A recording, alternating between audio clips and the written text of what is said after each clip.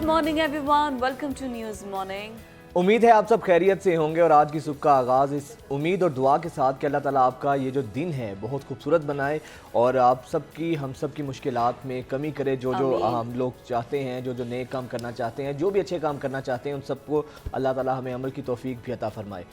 आज जो सबसे पहला जो हमारा मोनोलॉग है, मैं अक्सर एक बात मेरे जहन में आ रही थी, वो एक शेर का मिसरा है कि बदलता है रंग आसमां कैसे कैसे। कुछ मनाजिर ऐसे होते हैं, कुछ लम्हे ऐसे होते हैं कि जिनको आप सोच भी नहीं सकते कि वक्त किस तरह कल्टी खाता है। खबर ये है कि काया पलटती है। खबर ये है कि इब्रारुल हक जो कि पाकिस्तान तहरीक इंसाफ के मरकज़ी रहनुमा थे, 9 मई के वाक़े के बाद उन्होंने बड़े बोझल दिल के साथ अपनी पार्टी को खैरबाद कहा जी। और वही इब्रारुल हक जो कि पाकिस्तान तहरीक इंसाफ के वर्कर्स की आंखों का तारा हुआ करते थे, लेकिन पार्टी को खैरबाद कहने के बाद इब्रारुल हक साहब यूके जाते हैं जी। वहाँ पे कॉन्सर्ट होता है निजी सोसाइटी का, वहाँ पर शिरकत करते हैं। उसके बाद आपको पता है कि ओवरसीज पाकिस्तानी खासतौर पे पीटीआई इमरान खान साहब को लेकर खासे पॉजिटिव होते हैं। हाँ। अच्छा, वो इस चीज का गुस्सा निकालते हैं कि मुश्किल वक्त के अंदर आपने इमरान खान का साथ क्यों छोड़ा जी। और उसके बाद फिर जिस तरीके से उन पर तशद्दुद करने की कोशिश की जाती है, जिस तरह पे धावा बोलते हैं और तशद्दुद करने की, धक्का नहीं, उन पर तशद्दुद किया जाता है, पूरी करने की कोशिश की जाती है। लेकिन आप ये देखें, ये वो मनाजिर हैं कि वही पीटीआई के वर्कर कल तक इब्रार साहब जिनकी आंखों का तारा हुआ करते थे, जिनको सुनने के लिए वर्कर्स बेताब होते थे, आज उनकी जान के उनको लाले जो है पड़े, अपनी जान बचा कर वो किसी तरीके से निकले, उन्हें रेस्क्यू किया गया है कि मतलब वो जो पूरा ओवरसीज पाकिस्तानियों ने धावा उन पर बोलने की कोशिश की है, हाथापाई तक बात पहुंची है। वो मीडिया टॉक करते हुए ये सारा सिलसिला शुरू हुआ है और यही इब्रारुल हक थे जिनके गानों पर यही पीटीआई के सपोर्टर्स नाचते थे। तो मतलब ये पीटीआई के वर्कर्स की इस वक्त सूरत हाल ये है कि अगर आपने इमरान खान के साथ नहीं दिया तो फिर वही जो कि चाहे हो सकता है इमरान खान इन सब लोगों की, इन सब लीडर्स की दिल से इज्जत करते हैं और उन्होंने कहा है कि ठीक, अगर वो मेरी पार्टी को खैरबाद कर भी रहे हैं तो वो आजाद हैं अपनी राय बनाने में। लेकिन यही सपोर्टर्स, यही अदम बर्दाश्त है, यही गैर जमहूरी रवैये हैं कि सिर्फ उनका गुनाह यह है कि उन्हें पाकिस्तान तहरीक इंसाफ को खैरबाद का है। यही वो नफरत के इंजेक्शंस हैं जो कि आपने अपने वर्कर्स को लगाए हैं और वही चीज़ें सामने आ रही हैं। आपको याद है, ये वही इब्रारुल हक साहब हैं, जब एहसन इकबाल साहब को गोली लगी थी तो इनके मुकाबले में इब्रार साहब इलेक्शन लड़ते हैं एहसन इकबाल साहब नारोवाल से। जब एहसन इकबाल को गोली लगी तो कहा गया कि एहसन इकबाल साहब पर हमला हुआ है, क्या उन पर कातिलाना हमले की मजम्मत करेंगे? तो इब्रारुल हक साहब ने मजम्मत तक नहीं की। उन्होंने कहा मैं मजम्मत क्यों करूंगा, आपकी सियासी इख्तलाफ इस नहज तक पहुंच गया है, मतलब आपकी मोरालिटी, आपकी एथिक्स कहाँ पर गए हैं? तो अब जो आप बोते हैं वही काटते हैं। यही पीटीआई के वर्कर्स थे जो आपको सर पे उठाते थे। आज जब आपने खैर बात किया है, जो नफरत के इंजेक्शंस आपने लगाए हैं, तो कहीं ना कहीं वो फिर सामने तो आपके भी आएंगे। और ये कुछ झलकियां जो हैं आप देख ही रहे हैं उन्हीं नफरत अंगेज मनासिर के और वही जज्बात जो कि पहले मोहब्बत में थे और फिर कैसे बदले हैं नफरत में। आगे बढ़ते हैं। ये तो हमारी बात होगी कि पाकिस्तान तहरीक इंसाफ के सपोर्टर्स कहाँ खड़े हैं, उनकी क़यादत है। लेकिन इस वक्त लाहौर और पंजाब इस वक्त मरकज़ निगाह है। एक जरदारी सब पे भारी का आपने जो नारा लगाया है उससे हमारे नाज़रीन को पता चल ही गया होगा कि जरदारी साहब दोबारा से एक्टिव होने जा रहे हैं पंजाब की सियासत में। और पहले बहुत टाइम पहले ये खबरें भी आ रही थी कि बिलावल भुट्टो जरदारी ना पंजाबी सीख रहे हैं, क्योंकि यहाँ पर जब वो आएंगे इलेक्शन कैंपेन करेंगे, जब इलेक्शन कैंपेन करेंगे, अब तो बड़ी ठीक हो गई है उनकी। लेकिन मैं कहती हूँ कि बिलावल भुट्टो जरदारी, मैं कहती हूँ इस वक्त पाकिस्तान की लीडरशिप में और पाकिस्तानी पॉलिटिशियंस में he is the finest politician, जिनको पता है कि डिप्लोमेटिक लैंग्वेज क्या है और आपने डिप्लोमेटिकली जवाब कैसे देना है।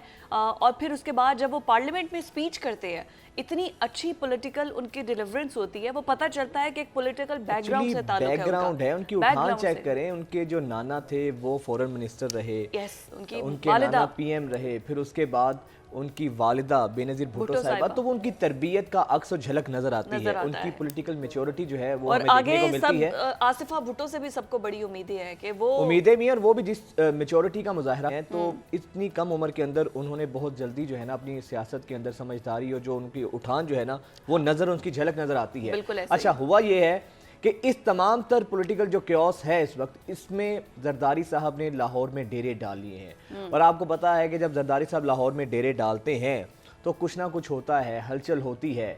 جب زرداری صاحب نے ڈیرے ڈالے تھے تو پنجاب میں تحریک عدم اعتماد کامیاب ہو گئی تھی پی ٹی آئی. بالکل ایسے ہی ہے. اب لگ یہ رہا ہے کہ یہ جو سیاسی پنچھی ہیں جنہوں نے پاکستان تحریک انصاف کو خیر بات کہا ہے, تو وہ شاید پاکستان تحریک انصاف سے جو جا چکے ہیں وہ پاکستان پیپلز پارٹی میں شمولیت کر سکتے ہیں, اور زرداری صاحب اسی لیے لاہور میں بیٹھے ہیں. سندھ میں کچھ لوگوں نے شمولیت کی بھی ہے, پاکستان پیپلز پارٹی میں شمولیت کی بھی ہے انہوں نے. لیکن ابھی زرداری صاحب جب آئیں گے تو اس کو دیکھنا ہی ہوگا کہ پنجاب ایک طرف کہا جا رہا ہے نون لیگ کا گڑھ ہے, ایک طرف عمران خان نے یہاں پر ڈیرے جمائے ہوئے ہیں, لیکن پیپلز پارٹی کا جو سپورٹرز تھا اس کو کوئی ویکیوم مل نہیں تھا رہا. ایسا لگ رہا تھا کہ پیپلز پارٹی پنجاب سے نا بالکل وائنڈ اپ ہوتی جا رہی ہے. لیکن اب زرداری صاحب واپس آئیں گے, جہانگیر ترین سے بھی ملاقاتیں ہوں گی, چودھری شجاعت سے بھی ملاقاتیں ہوں گی, اور پھر پنجاب کی سیاست میں تو ان کا عمل دخل ہوئے گا. اسی پر بات کرنے کے لیے آج ہمارے ساتھ اسٹوڈیو میں موجود ہے فوکل پرسن وزارت سمندر پار اوورسیز پاکستانی پیپلز پارٹی جاوید اختر صاحب ہمارے ساتھ موجود ہیں.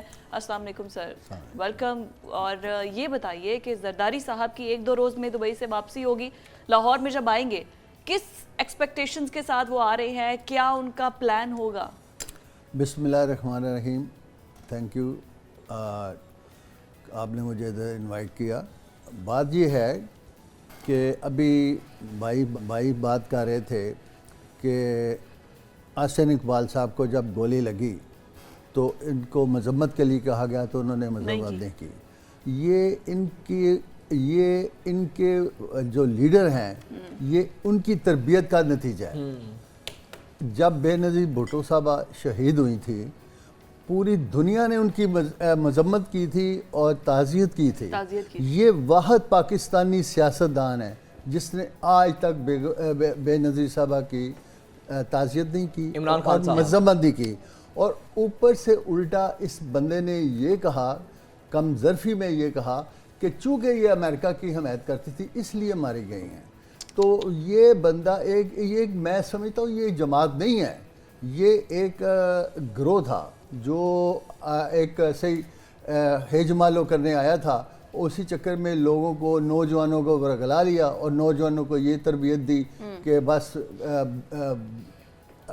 بڑوں کی بے عزتی کرو اور جوتیاں مارو لوگوں کو, اور ان کو ٹریننگ یہ دی گئی جو اختلاف کرے اس کی عزتیں اچھالو. جو کوئی ان کا سیاسی ویژن نہیں تھا, نہ ان کے لیڈر کا سیاسی ویژن ہے, نہ آگے جس کے لیڈر کا ہی سیاسی ویژن نہیں ہوگا اس کا ورکر کا کیا ہوگا. تو بات یہ ہے کہ ہمارا ایک سیاسی ورثہ ہے, ذوالفقار بھٹو سے شروع ہوتا ہے اور بی بی شہید اور آصف زرداری صاحب. آصف زرداری صاحب یقین کریں میں اس چیز کا ذاتی طور پہ وٹنس ہوں, وہ اس کو 5 سال دینا چاہتے تھے. وہ چاہتے تھے کہ جی اپنا یہ گورنمنٹ پوری کرے, یہ گورنمنٹ پوری کرے. میں آپ کو ذاتی طور پہ یہ کہہ رہا ہوں, میں کوئی انہوں نے عوام میں بات نہیں کی تھی, یہ اظہار انہوں نے کوئی عوام میں نہیں کیا تھا, 20 بندوں میں نہیں کیا تھا, 3-4 بندوں میں ہمارے بیٹھے ہوئے انہوں نے کیا تھا کہ اس کو لوگوں کو دیکھنے دو, اس کو کہ یہ کیا ہے, اس کا لوگوں کا بہار تب بھی اترے گا کہ اگر اس کو ٹائم پورا کرنے دیں. لیکن ہوا یہ کہ اس کے الٹ انہوں نے اتنی بدتمیزی کی, واہ یاد باتیں روڈ میں جا کے کی. پھر ہوا یہ کہ ان کی سسٹر کو انہوں نے پکڑ کے رات کو 12 بجے صبح آئی تھی اندر کر دیا. پھر زرداری صاحب کو انہوں نے اٹھایا اور نیب میں بھیج دیا اور ان کو دعائیں نہیں دیں, دعائیں نہیں جانے دی ان کو. اور اچانک وہ ان کی صاحبزادیاں گئیں, انہوں نے جب طبیعت دیکھی کہ یہ تو طبیعت ٹھیک نہیں ہے, کیونکہ وہ روٹین کی دعائیں لیتے ہیں. کیونکہ وہ بڑی اپسیٹ ہوئی. انہوں نے کہا بیٹا بات سنو, آپ نے شور نہیں ڈالنا, کیونکہ یہ نہ ہو کہ یہ کہے کہ زرداری ڈر گیا. اس لیے انہوں نے, چونکہ وہ بچیاں تھیں, انہوں نے باہر آ کے شور ڈال دیا کہ نہیں یہ تو ہمارے بابا کے ساتھ ہی. وہ اسی وقت وہ جب وہ ڈاکٹر گئے انہوں نے کہا آپ کو امیجیٹلی ابھی ہاسپٹل ان کو بھیجنا ہے, ان کی بہت طبیعت خراب ہے, نیب سے. تو یہ صورتحال تھی. تو یہ دوائیاں جو نہیں دی گئیں, فیسیلیٹیز نہیں دی گئیں, یہ عمران خان صاحب کے جی ان کے دور میں نہیں, ان کے احکامات ہیں, انہی کے آرڈر ہوں گے. ظاہر ہے دوائیں تو ایک انسانی مسئلہ ہے نا جی, دوائیں تو آپ طالبیب کی جیل میں ہوں گے اسرائیل کی, تو وہ بھی میرا خیال شاید اس طرح نہیں کریں گے.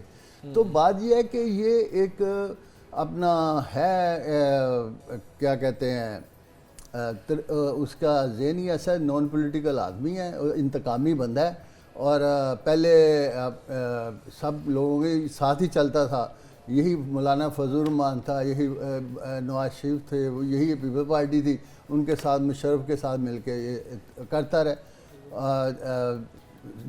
مطلب کہ اس تحریک میں رہا ہے۔ اب ایک پہلا وزیر اعظم کا ووٹ مولانا کو دیا تھا 2002 میں، ووٹ دیا تھا۔ تو بات یہ ہے کہ پھر ایک دم کیا وہ چور بن گئے، وہ ڈاکو بن گئے، لیکن اگر دیکھا جائے تو آج مکافات عمل ہے کہ آج ہر چیز سے وہ سامنے آ رہی ہے، ان کے ڈاکے کی، ان کے توشہ خانے کی، ان کے اپنا وہ جو فارن فنڈنگ کی۔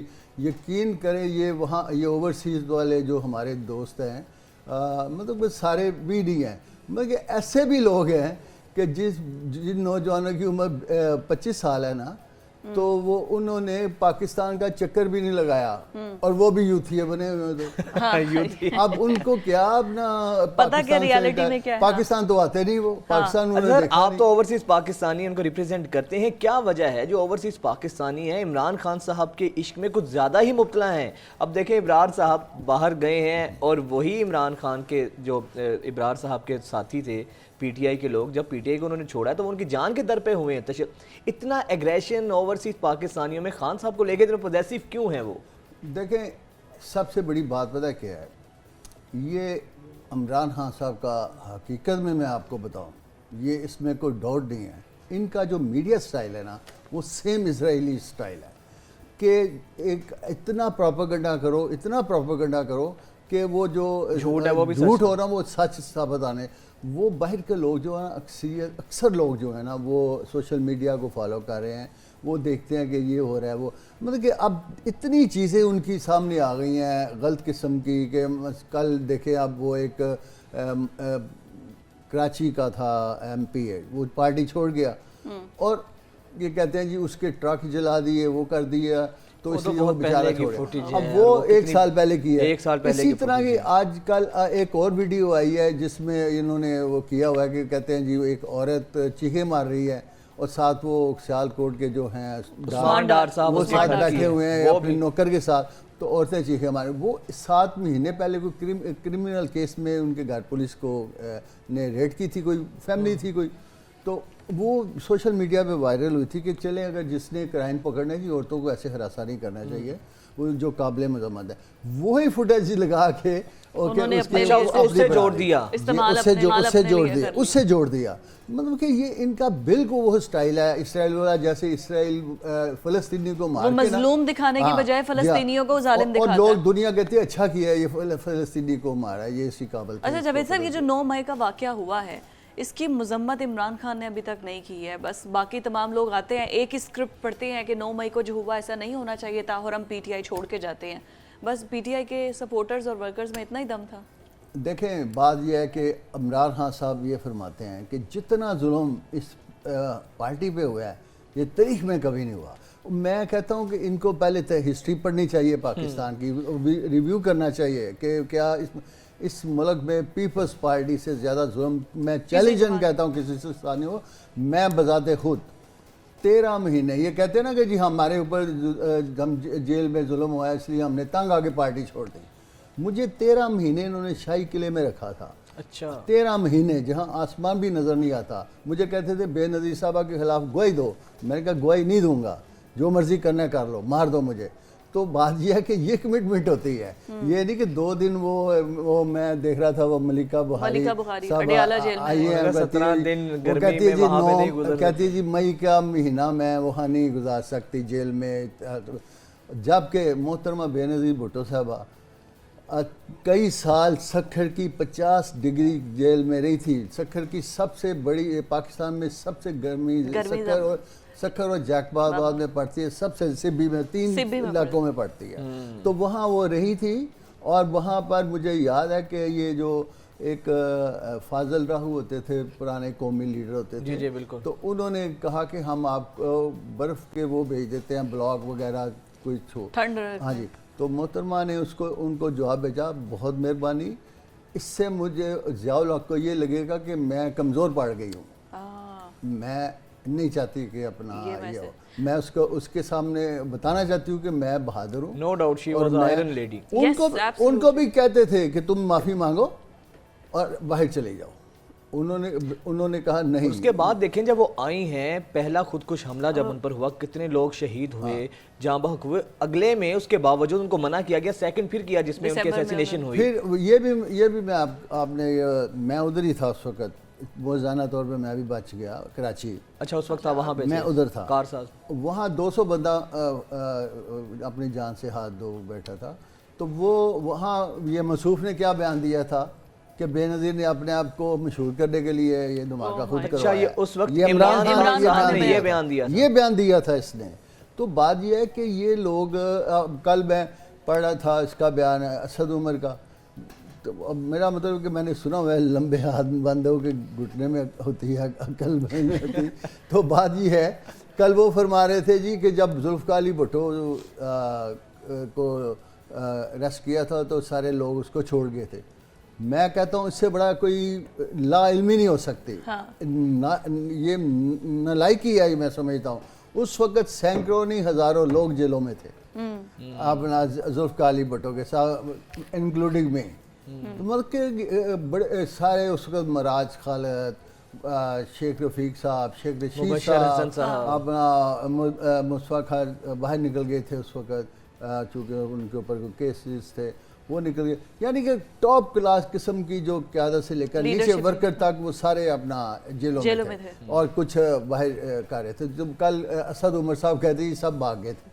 تو مطلب ان کی کوئی ہے ہی نہیں, ان کا ویژن ہی کوئی نہیں ہے, ان کی کوئی سوچ ہی نہیں ہے, ان کو ہسٹری کا پتہ ہی نہیں کوئی. یہ سیاسی لوگ ہیں ہی نہیں. اور میں کہتا ہوں کہ ان کے ساتھ آج کل بڑا کوششیں کر رہے ہیں نہیں جی, آج کل مذاکرات تو لگ زرداری صاحب کے ساتھ ملنے کی بڑی کوشش کر رہے ہیں. اچھا زرداری صاحب سے رابطے جی ہاں بالکل. یہ وہ کہتے ہیں نا, آپ نے کہا نا بدلتا رنگ آسماں کیسے کیسے, تو آج کل زرداری صاحب کے بہت میسیج بھیج رہے ہیں ایک کسی کامن فرینڈ کے ذریعے. عمران خان. ہاں جی, کہ اپنا مجھے ملے اپنا, انہوں نے کہا نہیں اب وقت گزر چکا ہوا ہے. تو مقصد یہ ہے کہ یہ ایک وہ وقت تھا جب یہ دعائیں نہیں دے رہا تھا, آج یہ وقت ہے کہ وہ ملنا چاہتے ہیں وہ نہیں مل رہے. تو یہ صورتحال ہے. ایسے بندے کے ساتھ تو بندہ بیٹھنا بھی میں سمجھتا ہوں وقت ضائع کرنے والی بات ہے, کہ جس کو کوئی پتہ ہی نہیں ہے اور انتقامی بندہ ہے. زرداری صاحب نے تو آج تک کسی سے انتقام نہیں لیا. پیپلز پارٹی کی حکومت رہی ہے, جنہوں نے ان کی زبان کاٹی تھی, جیل میں تشدد کیا تھا, ان کو اپنا انہوں نے معاف کر دیا. تو آج وہی لوگ ان کے آج وہ دیکھیں عمل بدلے گا. بڑی خبر آ سکتی ہے یہ جو لوگ پی ٹی آئی چھوڑ کر جا رہے ہیں پاکستان پیپلز پارٹی کو جوائن. میری اطلاع کے مطابق پہلے تو آ رہے ہیں پیپلز پارٹی کے وہ لوگ جو چھوڑ گئے تھے, وہ واپس آئیں گے. فردوس عاشق آباد مبارک ہو آپ. میرا خیال ہے کہ میں تو بلکہ پارٹی کے ہماری خورشید شاہ صاحب کے ساتھ پرسوں اسلام آباد میں تھوڑے دن پہلے ملاقات ہوئی, اور بھی نیئر بہاری صاحب ہے ہمارے پارٹی کے جنرل سیکرٹری. ان کو میں نے کہا ایک یہ اپنا کیا کہتے ہیں ان کو, وہ جو بھاگے تھے وہ جو فواد چودھری, ہاں جی, وہ جو کچہری کورٹ میں بھاگے تھے, وہ فواد چودھری, اور یہ ان کو تو نہیں دینا چاہیے. شاہ محمود قریشی, معافی دے دیں ان کو, کیا کیوں نہیں دینا. انہوں نے بہت زیادہ بدتمیزی کی ہماری قیادت کے بارے میں, بلاول کے بارے میں. ہاں جی, بلاول کے بارے میں, زرداری صاحب کے بارے میں, اور دوسرے.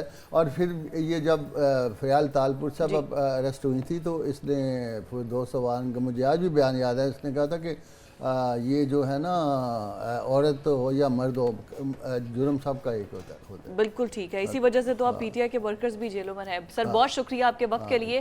جو زرداری صاحب لاہور میں ڈیرے جمائیں گے اور آگے سیاسی لائحہ عمل کس طرح سے تبدیل ہوگا, یہ تو زرداری صاحب کی انٹری سے پتہ چلے گا. لیکن تمام سیاسی حلقوں میں ہلچل ضرور کھلبلی مچی ہوئی ہے, کیونکہ زرداری صاحب جب بھی آتے ہیں تو چیزیں بڑی غیر معمولی سی ہو جاتی ہیں, موومنٹ جو ہے نا بڑی غیر معمولی ہو جاتی ہے, ہوا ان کے حق میں چلی جاتی ہے. لیکن یہ بہت بڑا چیلنج ہوگا. اس تمام تر کے باوجود پنجاب کے اندر بظاہر ابھی تک پیپلز پارٹی کا وہ ویکیوم نظر نہیں آ رہا. دیکھتے ہیں زرداری صاحب کی سیاسی بساط پنجاب کے اندر, کیا پاکستان پیپلز پارٹی پنجاب میں اپنے قدم جما پائے گی یا نہیں. یہ ایک بہت بڑا چیلنج ہے پیپلز پارٹی کے لیے. آپ سے ملاقات ہوتی ہے اس بریک کے بعد.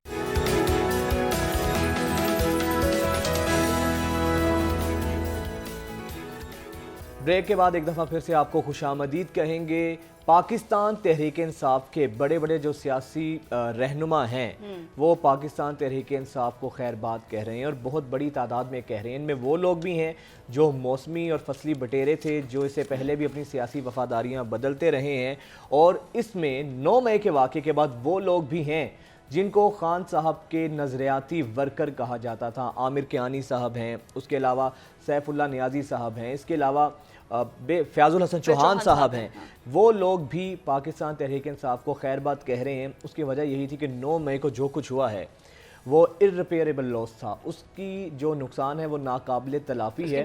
یقیناً آپ سیاست کریں، سیاست میں اختلاف بھی ہوتے ہیں۔ یہاں پر وزرائے اعظم کو پھانسی دی گئی، یہاں پر وزرائے اعظم کو جلا وطن کیا گیا، لیکن اس کے باوجود کسی بھی اس میں کریڈٹ جاتا ہے پاکستان پیپلز پارٹی کو، پاکستان مسلم لیگ نون کو، کہ بے نظیر بھٹو صاحبہ شہید ہوئیں۔ اس کے باوجود بھی زرداری صاحب نے پاکستان کھپے کا نعرہ لگایا۔ پھر نواز شریف صاحب کو، ان کے پورے خاندان کو جلا وطن کیا گیا جب پرویز مشرف صاحب کی جانب سے۔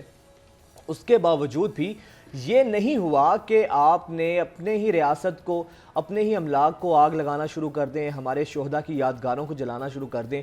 تو اس کے بعد خان صاحب نے جب مذمت تک نہیں کی، اس کے بعد پھر ریاست نے اپنی رٹ کو سمجھا، اور رٹ کو چیلنج کرتے ہوئے، ریاست کی رٹ کو جب ان کی طرف سے چیلنج کیا گیا تو ریاست نے پھر اس کا بھرپور جواب دیا، اور اب پاکستان تحریک انصاف جو ہے وہ مکمل طور پہ جو ہے اس کے جو اور پتہ ہے آپ کو پاکستان تحریک انصاف کے جو رہنما ہیں وہ چھوڑ کے جا رہے ہیں۔ اس تمام تر معاملے میں جو سراج الحق صاحب ہیں، امیر جماعت اسلامی، انہوں نے کہا ہے کہ پاکستان پیپلز پارٹی کے ورکرز کے پاس جماعت اسلامی کے علاوہ کوئی دوسری آپشن نہیں ہے۔ یس، اور آپ کو پتہ ہے کہ کے پی کے اندر جماعت اسلامی کا اپنا ایک اچھا ووٹ بینک ہے، پھر اس کے بعد ابھی کراچی کے اندر جماعت اسلامی کا میئر منتخب ہونے جا رہا ہے، تو وہ تمام لوگ جو کہ چھوڑ کے جا رہے ہیں پاکستان تحریک انصاف، اب وہ کسی نہ کسی جماعت میں تو ایڈجسٹ ہوں گے نا، لیکن جماعت اسلامی کا ایک اپنا سٹینڈرڈ اور ایک ڈیکورم ہے کہ وہاں پر ایک تو یہ ہے کہ وفاداریاں اتنی جلدی تبدیل ہوتی نہیں ہیں، دوسرا یہ کہ وہ these are the most honest people جو کہ جماعت اسلامی کا ساتھ دیتے ہیں۔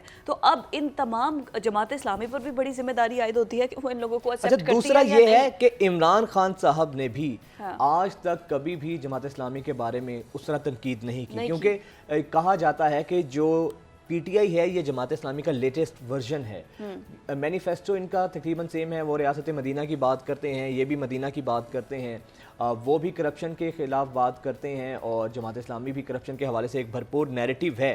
تو اس تمام تر معاملے میں، اور اس کے علاوہ اگر جس کو موقع ملا ہے اس نے ڈیلیور کون سا کیا ہے مینیفیسٹو کو۔ اچھا، اس کے علاوہ پھر یہ بھی ہے کہ پی ٹی آئی بڑی دیر تک اتحادی بھی رہی ہے، کے پی کے میں جماعت اسلامی جو ہے وہ اتحادی تھی، کولیشن پارٹنر تھی پی ٹی آئی کی، اور عمران خان صاحب نے جب سراج الحق صاحب وزیر خزانہ تھے پی ٹی آئی کے دور حکومت میں تو بڑی تعریف کی تھی۔ پھر کراچی میں بھی اب جب میئر کا الیکشن ہے تو جماعت اسلامی کو پاکستان تحریک انصاف جو ہے سپورٹ کر رہی ہے۔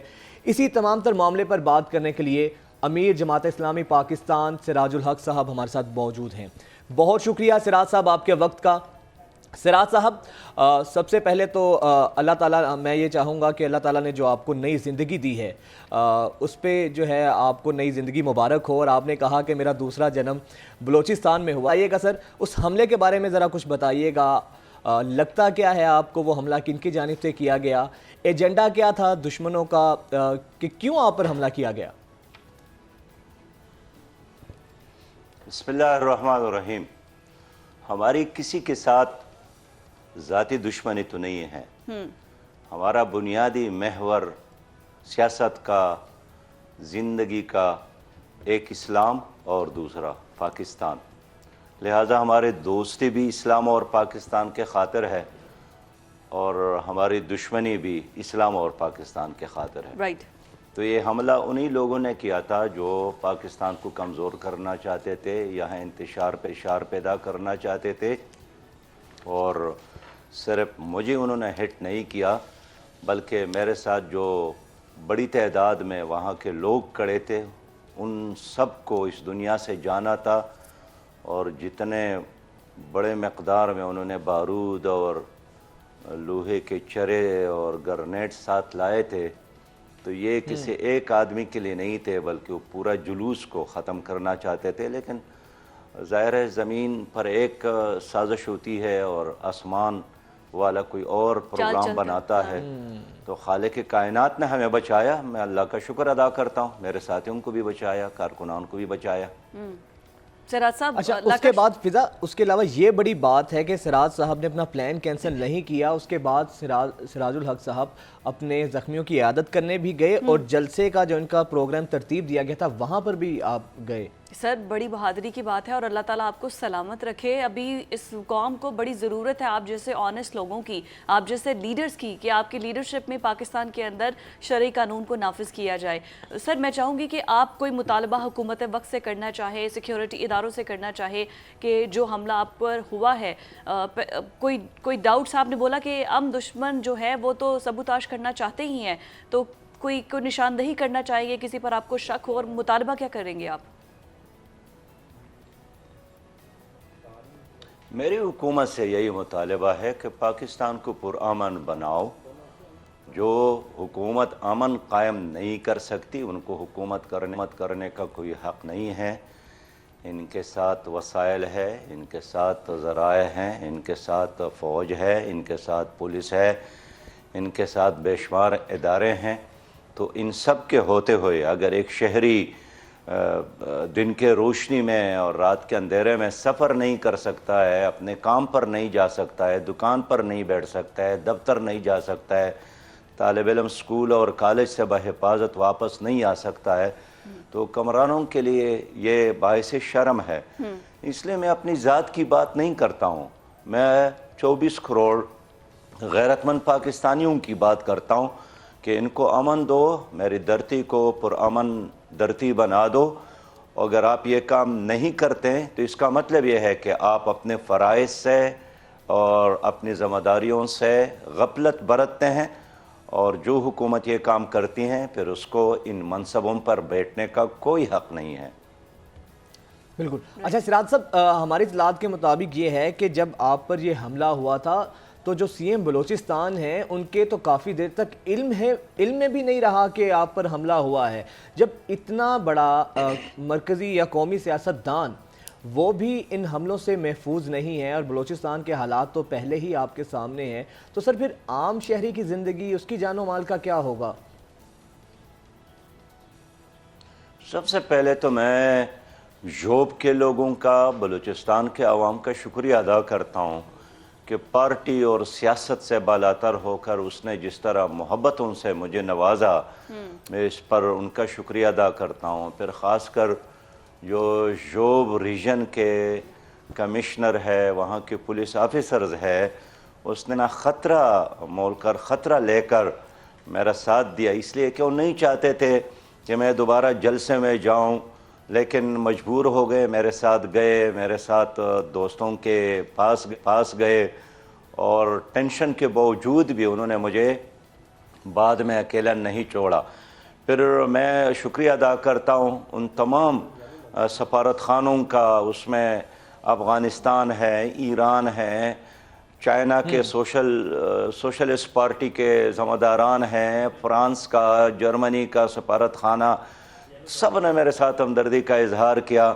और फिर पाकिस्तान के तकरीबन तमाम सियासी लीडरों ने, उलमाए किराम ने, गैर सियासी लोगों ने, इस तरह बलूचिस्तान के गवर्नर ने भी, चीफ सेक्रेटरी ने भी, और बाकी जितने भी लोग हैं ज़िम्मेदारान, बस एक आदमी का फ़ोन मुझे नहीं आया। आज भी मैं हैरान हूँ, और वो बलूचिस्तान के वज़ीर आला है।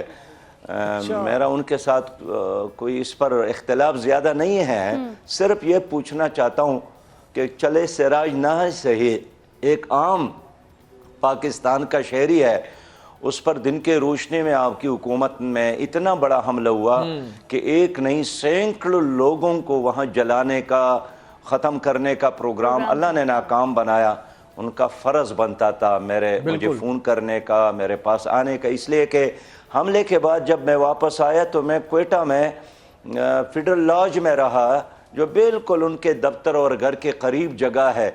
लेकिन मुझे आज भी हैरानगी है कि आज तक उनका फ़ोन मुझे नहीं आया, आखिर क्यों? लेकिन शायद इसलिए कि उनको या तो एहसास नहीं है या अब तक उनके बेखबरी है।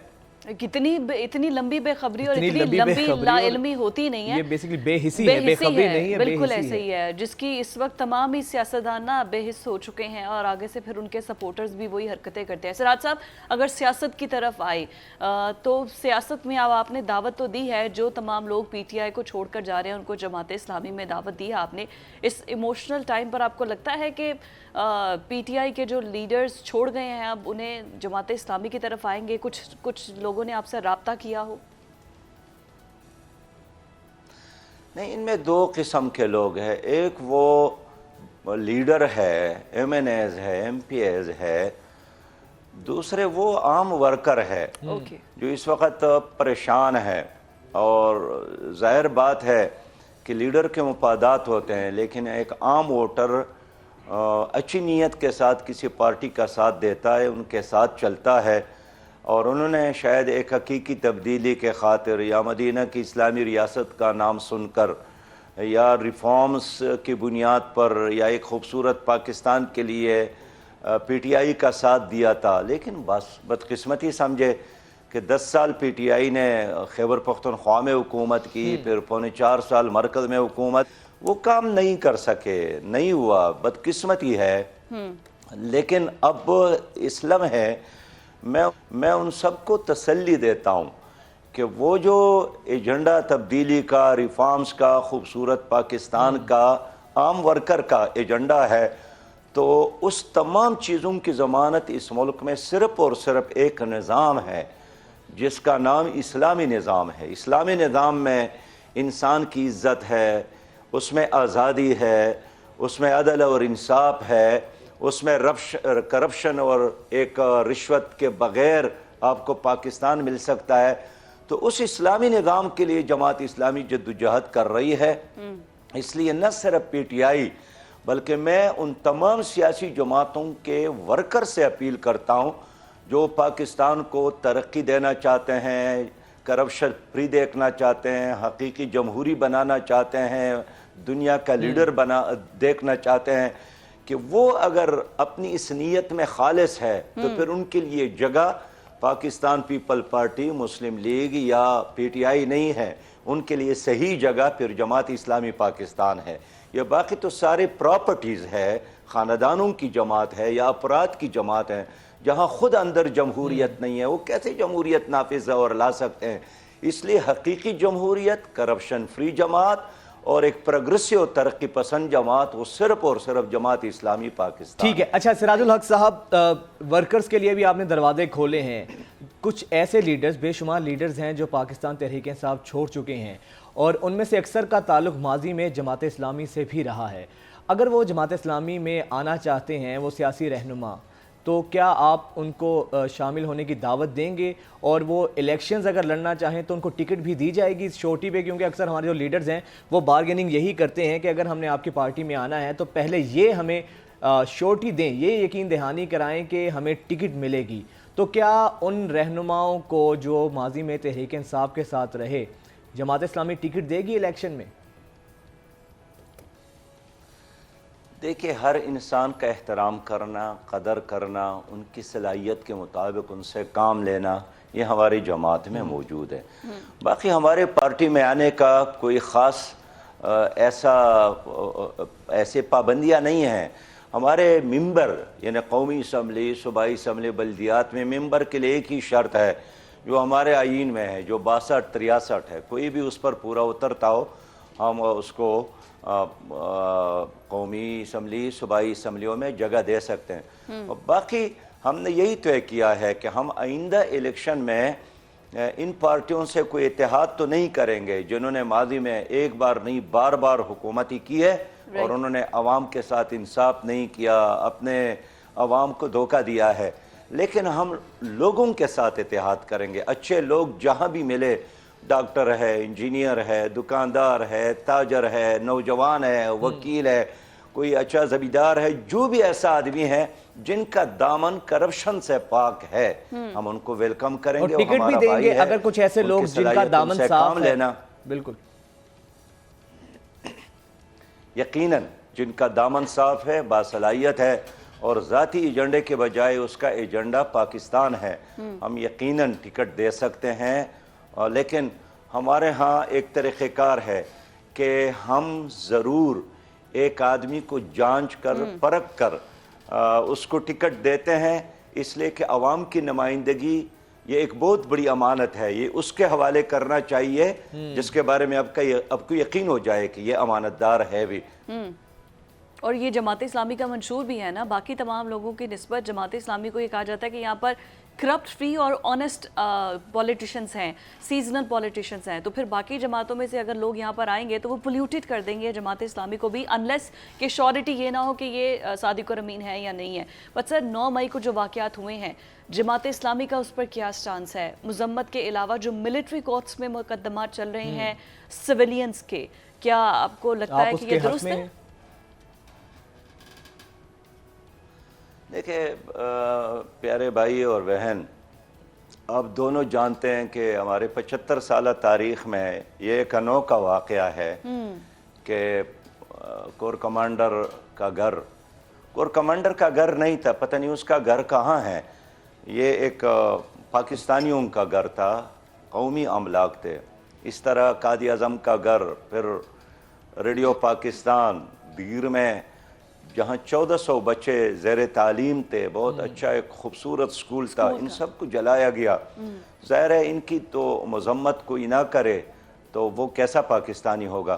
لیکن اس میں 2 طرح کے لوگ ہیں، ایک وہ لوگ ہیں جو ڈائریکٹ ان جرائم میں انوالو ہے، تو ان کے ساتھ حساب کتاب کرنا اور ان کو سزا دینا قانون کے مطابق، آئین کے مطابق، عدل اور انصاف کی بنیاد پر، گواہی اور شہادتوں کی بنیاد پر، وہ تو بنتا ہے، وہ ہونا چاہیے تاکہ آئندہ پھر کوئی ہمارے قومی املاک کو اس طرح نہ جلائے۔ ورنہ روز اگر آپ جلوس میں کالج کو جلاتے ہیں، ہاسپٹل کو جلاتے ہیں، اسکول کو جلاتے ہیں، پل کو اڑاتے ہیں، تو یہ ملک کیا بنے گا؟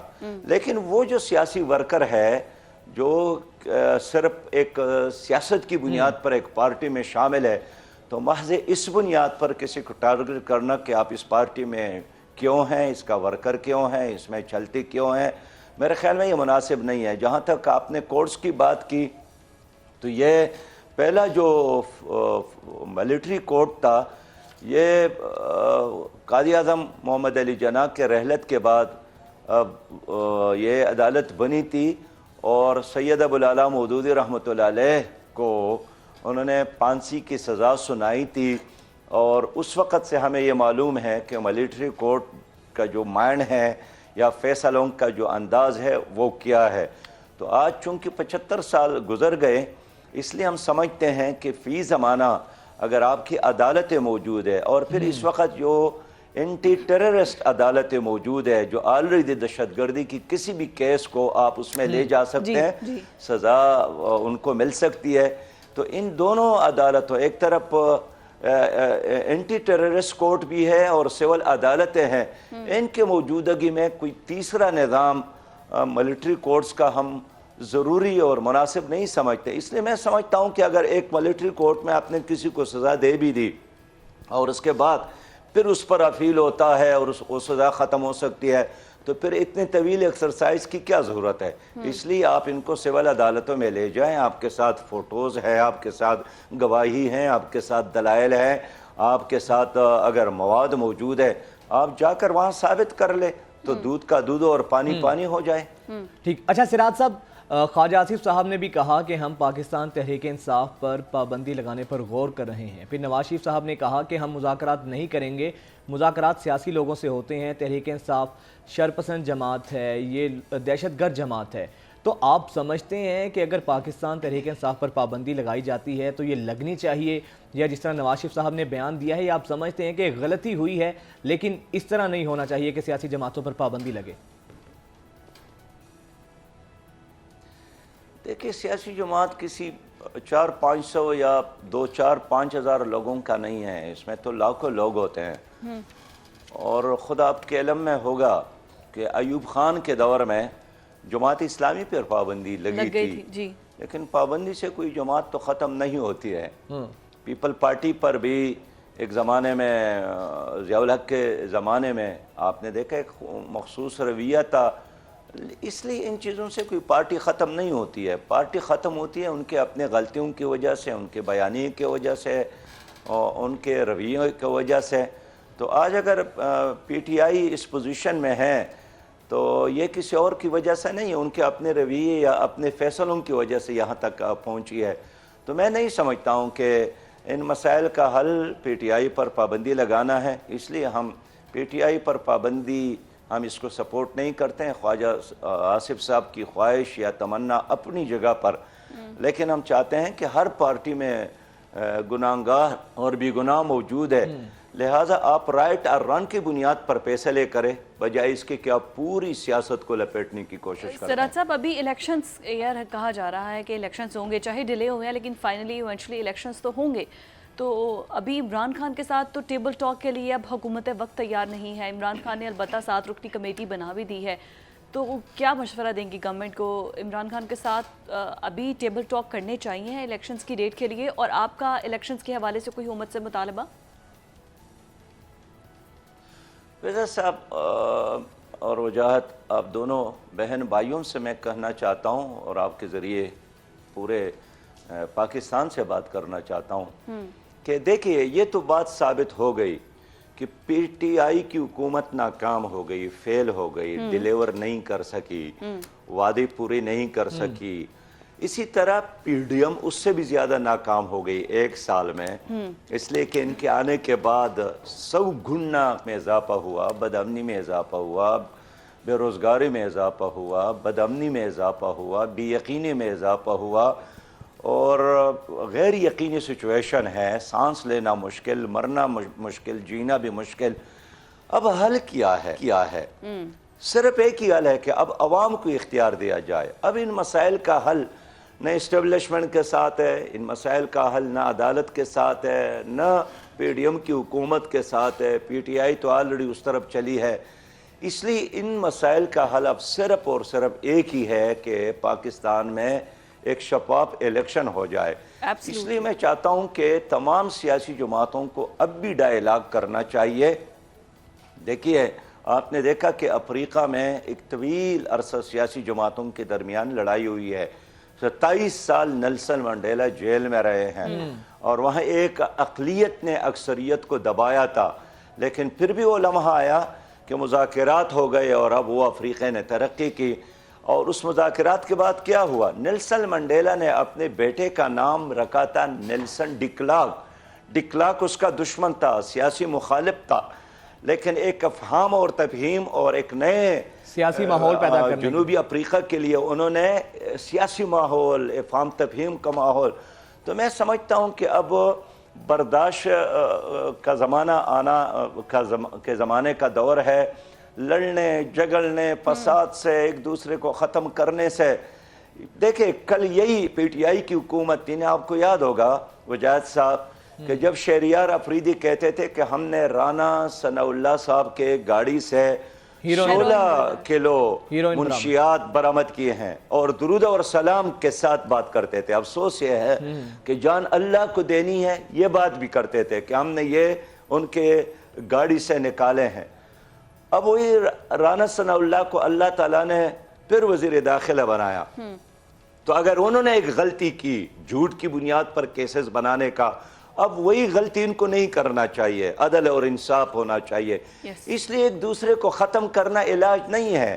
ایک قاعدہ, ایک ضابطہ, ایک اصول. سراج صاحب وقت کم ہے, آخری سوال کا مختصر جواب دیجیے گا. سراج صاحب مختصر جواب دیجیے گا, 2023 میں الیکشنز ہوتے نظر آ رہے ہیں آپ کو؟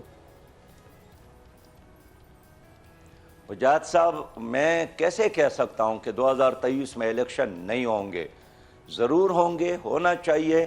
اور الیکشن نہ کرنا ان سے بغاوت, الیکشن نہ کرنا جمہوریت کو ختم کرنے کا اعلان, الیکشن نہ کرنا بنیادی حقوق سے دستبرداری. اس لیے میں بالکل اعتماد کے ساتھ بات کرنا چاہتا ہوں کہ الیکشن کے علاوہ اور کوئی حل نہیں ہے پاکستان کے مسائل کا. बिल्कुल, इलेक्शंस के अलावा कोई और हल नहीं है, आपने सही कहा। बहुत शुक्रिया सिराजुल हक साहब आपके वक्त का। और इसमें नहीं है पॉलिटिकल स्टेबिलिटी, हमारी जो इकोनॉमिकल स्टेबिलिटी है उससे भी मशरूत है। तो तमाम मसाइल का हल तो इलेक्शंस का होना है, लेकिन सवाल ये है कि हुकूमत करवाएगी इलेक्शंस, हुकूमत कितनी संजीदा है, असल सवाल तो ये पैदा होता है। इलेक्शन कमीशन, हुकूमत और सुप्रीम कोर्ट, अब इस वक्त ये इलेक्शंस की गेम अब इन 3 कोर्ट्स में है। पता चलेगा कि अब इलेक्शंस के लिए फाइनल कॉल कौन देता है। हमें जाना है ब्रेक पर, स्टे विद अस।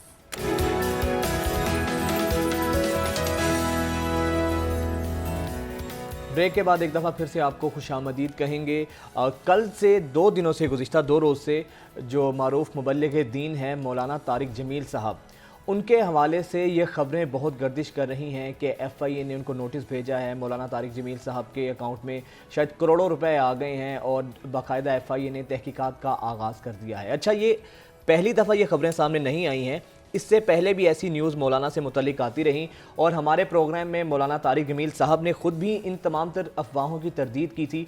और उनके बेटे जो मौलाना यूसुफ जमील साहब हैं, उनके हवाले से भी ये बातें सामने आती रहीं कि वो एक हाउसिंग सोसाइटी के मालिक हैं और इस हवाले से नैब ने या FIA ने उनको नोटिस भी भेजा है। अच्छा, अब इन ख़बरों में, इन अफवाहों में कितनी सदाकत है, आखिर सच है क्या, इसी पर बात करने के लिए मौलाना तारिक जमील साहब के साहबजादे यूसुफ जमील साहब हमारे साथ मौजूद हैं। बहुत शुक्रिया मौलाना यूसुफ साहब आपके वक्त का। सबसे पहले तो आपको अपने शो में खुशामदीद कहते हैं। यूसुफ भाई, ये बताइएगा कि क्या वजह है कि चंद अरसे के बाद ऐसी खबरें आती रहती हैं, मौलाना के अकाउंट में पहले अरबों रुपए आए थे और अब करोड़ों रुपए के हवाले से बातें की जा रही हैं। तो सबसे पहले तो ये बताएं कि कोई नोटिस मौसूल हुआ है आपको FIA की जानिब से, या फिर खबरों से ही आपको पता चला कि हमारे खिलाफ ये एक्शन हुआ है? जी बजात भाई, बिल्कुल ये पहले वाला जो अभी चंद अरसा पहले हुआ था उसी तरह एपिसोड रिपीट हुआ है और इसमें कोई नोटिस या कोई ऐसी लीगल चीज़ हमें मौसूल नहीं हुई, महज एक ख़बर है। बस इतना फ़र्क पड़ा है कि पहले अरबों रुपए थे, अब करोड़ों हो गए। हाँ। करोड़ों रुपयों का कमी तो फर्क आई है। जी, तदरीजन अमाउंट नीचे आ रही है। हाँ। लेकिन रजात भाई, थोड़ा जैसे मैंने पहले भी आपके प्रोग्राम में हाजिर होकर अर्ज़ किया था कि उस वक़्त भी इस खबर में कोई सदाकत नहीं थी, सच्चाई नहीं थी, और जो अब कल से या परसों से चल रही है बात, उसमें भी कोई सच्चाई और सदाकत नहीं है। बस बदकिस्मती है जी कि हर थोड़े अरसे बाद ऐसी बात पेश आ जाती है मीडिया पे या सोशल मीडिया पे, जिससे यकीनन हमें भी परेशानी से गुजरना पड़ता है, और जो मौलाना के चाहने वाले हैं पूरी पाकिस्तान में, पूरी दुनिया में, उनमें भी एक परेशानी की लहर दौड़ती है। तो ये अनफॉर्चुनेट है, अब इसमें और क्या कहा जा सकता है। तरदीद ही कर सकते हैं, वो आपने कर दिया है। बट ये बताइएगा कि जो एक चाय कंपनी के साथ ताल्लुकात का बताया जा रहा है बार बार कि उनके शायद कुछ पैसे थे जो उन्होंने बाहर भिजवाने थे, वो एक स्पेशल समरी के ज़रिए मौलाना साहब ने उनकी हेल्प की, इस तरह के इल्ज़ामात लग रहे हैं। फिर ये कहा जा रहा है कि MTJ के जो हैं वो शेयर्स, उसमें भी ये चाय कंपनी के जो मालिक हैं उनके शेयर्स हैं। क्या उसमें MTJ जो ब्रांड है उसमें मौलाना साहब के ख़ुद शेयर होल्डर्स हैं, सारी इन्वेस्टमेंट उन्होंने ख़ुद की है, या बाकी शेयर होल्डर्स भी हैं? जी देखिए मैन, जो MTJ ब्रांड है, इसमें भी बड़ी, जहाँ पे भी ओपनिंग होती है मैं वजाहत करता हूँ, मौलाना इसके बारे में बता चुके हैं कई दफ़ा सोशल मीडिया पे, कि इसमें आप देखिए मौलाना का नाम इस्तेमाल हुआ है ना, मौलाना के नाम पे ब्रांड बना है MTJ जी। तो, और ये बड़ी एक आम प्रैक्टिस है पूरी दुनिया में कि जिसका नाम इस्तेमाल होता है उसकी इन्वेस्टमेंट नहीं होती, उसको तो रॉयल्टी दी जाती है उस काम के अंदर से, और वो रॉयल्टी भी तब मिलती है जब वो काम, वो कारोबार प्रॉफिट में आता है, प्रॉफिटेबिलिटी में आता है। तो ये जो सारी इन्वेस्टमेंट है या जो भी उस MTJ ब्रांड के जो भी मामलात हैं, तो वो जो हमारे ग्रुप हैं जो इसको देख रहे हैं, वो उसको खुद देख रहे हैं, उन्होंने इन्वेस्टमेंट की है, और ये तो बड़ी आम सी प्रैक्टिस है, आप देखते हैं पूरी दुनिया में होता है। ब्रांड एम्बेसडर्स हर ब्रांड के होते हैं, एब्सोल्युटली। जी, और ये एक बड़ी आम प्रैक्टिस है। अगर इसमें कोई ऐसी इलीगल या कोई ऐसी एक्टिविटी जिसमें इसको मौलाना ने कोई किया हो, ये सब बेबुनियाद बात है, महज एक नाम है। और वो भी मैं आपसे अर्ज कर रहा हूँ कि उसमें भी जब प्रॉफिट में कोई भी काम है, उसको प्रॉफिट में जाते हुए वक्त लगता है, सालों लग जाते हैं। اور جب وہ جائے گا تو پروفٹ میں اس سے کچھ آئے گا نا جی, واپسی شروع ہوگی.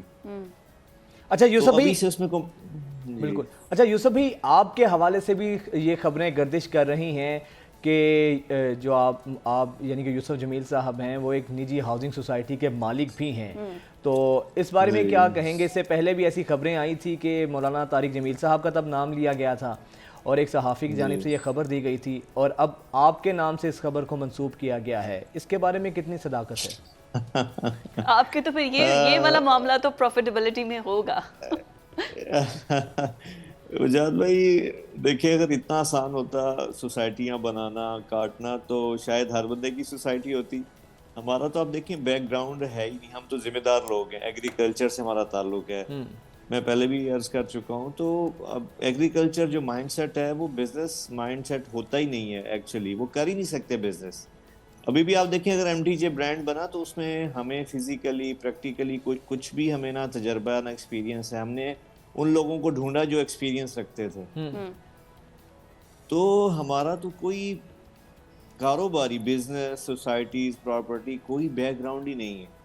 ایک بات. دوسری بات دیکھیں آپ کے جو پہلے میں نے آپ سے عرض کیا تھا کہ مولانا کے نام پہ وہ نام منسوب کیا گیا, پھر ان صاحب نے جنہوں نے خبر دی تھی انہوں نے باقاعدہ پھر معذرت بھی کی. اچھا قانونی آپ نے ان کو قانونی ایکشن لیا تھا اس بارے میں, ان کو نوٹس وغیرہ بھیجا تھا؟ جی بالکل, چونکہ اس میں کچھ کافی زیادہ وہ انہوں نے حد سے تجاوز کیا تھا کچھ باتوں میں, تو ان کو قانونی نوٹس بھیجا, پھر انہوں نے معذرت کی. تو اب یہ بات اس دفعہ میرے ساتھ منسوب کی جا رہی ہے. تو جیسے اس میں کوئی حقیقت نہیں تھی ایسے ہی اس بات میں کہ میری کوئی سوسائٹی ہے اس میں بھی کوئی بالکل حقیقت چلیں نہیں. سوسائٹی نہیں, کوئی 2-4 پلاٹ ہوں سوسائٹی میں, شاید اس وجہ سے انہوں نے آپ کا نام لے دیا ہو. وجاد بھائی دیکھیں, یہی تو میں عرض کر رہا ہوں کہ ہم ذمہ دار لوگ ہیں. بڑا ایک ذمہ دار اللہ کا شکر ہے, اللہ کا بہت دیا سب کچھ ہوتا ہے ہمارے پاس, اللہ نے دیا بھی ہے, اللہ کا شکر ہے جی. لیکن پلاٹس بنا لینا, یا دوسری بات یہ فرض کریں چلیں اگر میں اس کو یوں بھی لوں کہ کوئی پلاٹ اگر ہے بھی یا کوئی پراپرٹی ہے بھی, کوئی ایک آدھ پلاٹ یا شہر میں ایک آدھ کوئی آپ کا گھر, تو یہ تو بڑی جائز سی چیز ہے نا کہ آپ نے اپنی اس میں محنت تو سے کوئی چیز قباحت بنائی نہیں ہے. ہاں سب کی ہوتی. لیکن یہ اب خبر آپ غلط دیکھیں, ہے, یہ غلط ہے, اس کی آپ تردید کرتے ہیں مکمل کہ آپ کے نام سے منسوب یا مولانا کے نام کے منسوب کوئی ہاؤسنگ سوسائٹی نہیں ہے. جی ڈیفینیٹلی بالکل ایسی کوئی بات نہیں ہے, ایسی کوئی چیز نہیں ہے. اچھا یہ 100% میں جی مکمل کیجیے گا پلیز. جی میں آج کہوں 100% غلط بات ہے جی یہ. ٹھیک. اچھا پھر یہ کہا جا رہا ہے کہ مولانا کے اکاؤنٹ میں شاید کروڑوں روپے کی ٹرانزیکشن ہوئی ہے, پہلے اربوں کی تھی اب کروڑوں کی ہوئی ہیں, تو اس میں کوئی حقیقت ہو یا اس سے متعلق کوئی خبر ہو سکتا ہے آپ کی زمین سے کہیں پیسے آئے ہوں یا اس چیز کو بنیاد بنا کر یہ باتیں کی جا رہی ہوں. وجاد بھائی بالکل, پہلے کی اب آپ دیکھیں پہلے اربوں روپے تھے اب کروڑوں ہیں. تو میں پھر عرض کروں گا کہ ایسا جو لوگ ذمہ دارہ کرتے ہیں, جن کا تعلق ذمہ داری سے, وہ اس بات کو اچھی طرح جان سکتے ہیں کہ ذمہ داری میں کیا لیول ہوتا ہے ٹرانزیکشنز کا, جو جتنا ہمارا سیٹ اپ ہے. تو ڈیفینیٹلی اس میں کروڑوں والی بات تو ہوتی نہیں ہے, اس میں الحمدللہ لاکھوں ضرور آتے ہیں ضرور جاتے ہیں, اور وہ سارا جو بھی ٹرانزیکشنز ہیں وہ ڈکلیئرڈ ہیں. مولانا کا دیکھیں این ٹی این بنا ہوا ہے, ایف بی آر میں رجسٹرڈ ہیں, کوئی ان کا ٹیکس بنتا ہے ہم ہر سال پے کرتے ہیں. تو اللہ کا شکر ہے وہ تو بڑا نیٹ اینڈ, اور ذمہ داری میں آپ کو پتہ ہے کمپلیکیشن ہی کوئی نہیں ہے, بہت سمپل ہوتا ہے یہ. جیسے کاروبار میں آپ کو پتہ ہے بہت چیزیں ہوتی ہیں نا جی, کتنی طرح کے ٹیکسز, کتنی طرح کی, تو یہ تو اتنا سمپل ہے کہ کوئی بھی آئے گا. میں آپ کو وجات بھی ایک دفعہ اپنا سسٹم دکھا دوں, آپ مجھے بتا دیں گے کہ آپ نے کتنا ٹیکس دینا ہے کتنا نہیں دینا. اچھا جی, تو وہ ساری چیزیں ڈکلیئرڈ ہیں. اور اگر ہاں کروڑوں کی بات میں کروں تو اگر کوئی وہ ہمارے اس فاؤنڈیشن کے ساتھ اگر مکس کر رہا ہے چیزوں کو تو وہ پھر غلط فہمی ہے. فاؤنڈیشن الگ ہے, مولانا کا رہن سہن اور جو ذاتی کاروبار ذاتی معاش جو ہے وہ معاش زندگی وہ بالکل الگ ہے, اور فاؤنڈیشن کا نظام سارا الگ ہے جس کے تحت سکول بھی چل رہے ہیں, این جی اوز بھی چل رہے ہیں. اچھا یہ پھر کلیئر کر دے کہ کیوں بار بار مولانا کو پھر اس طرح سے ٹارگٹ کیا جاتا ہے. اللہ تعالیٰ نے انہیں دین اور دنیا دونوں کا بہت علم دیا ہے, عزت اتنی دی ہے, تو پھر بار بار ان کو اس طرح سے اور ٹارگٹ کیا حالانکہ وہ جانا. بڑی ڈسپیوٹڈ سی شخصیت ہیں, کسی کے خلاف کوئی ایسی بات نہیں کرتے, بڑا سب کو ساتھ لے کر چلنے کی ڈیوائیڈ نہیں بات کرتے. کرتے ہیں. ہاں, تو پھر اس طرح سے کیوں ٹارگٹ کیوں کیا جاتا ہے؟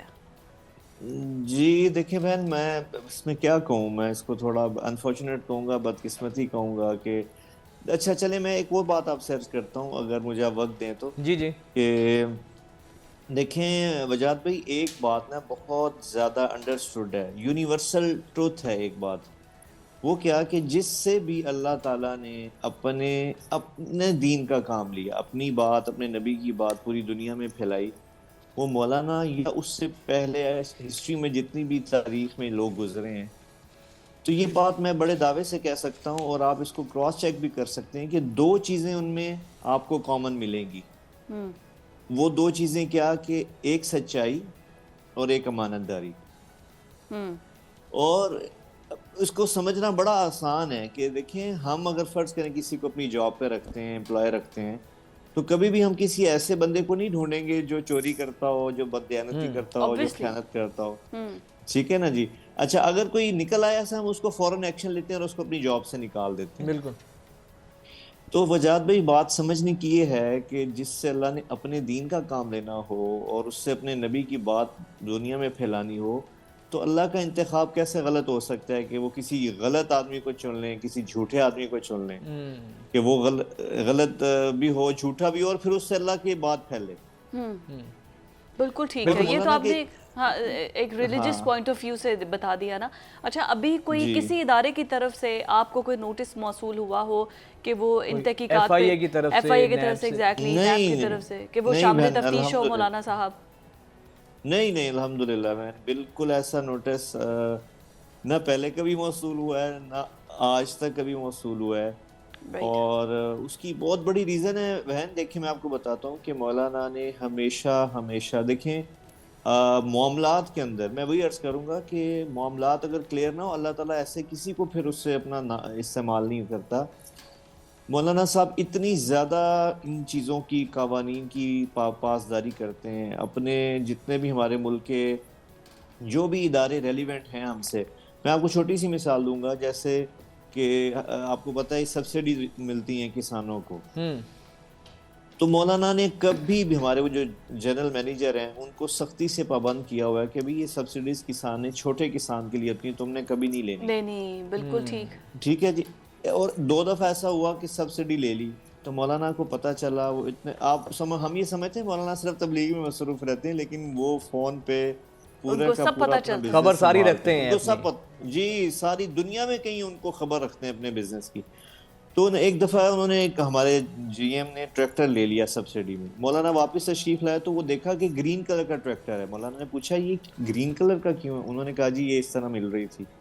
مولانا نے خاموشی اختیار کی اور اسی وقت ایک بندے کو فون کیا, وہ آ گیا, مولانا نے اس کو چابی دے دی, کہتے بیٹا تجھے ضرورت ہے. وہ ہمارے خاندان کی فیملی کے غریب ممبر تھے, ان کو ٹریکٹر چاہیے تھا, مولانا نے اسی وقت وہ ٹریکٹر ان کے حوالے کر دیا. واہ. اور جی میں آپ کو ان کا معمول بتا رہا ہوں کہ کہیں بھی 1 روپے کا بھی آج تک انہوں نے گورنمنٹ کے, وہ ہر وقت ہمیں نصیحت کرتے ہیں کہ بیٹا دیکھو کسی کا بھی حق نہیں مارنا. بالکل صحیح. اچھا یوسف بھائی آپ نے بالکل یہ صحیح بات کی.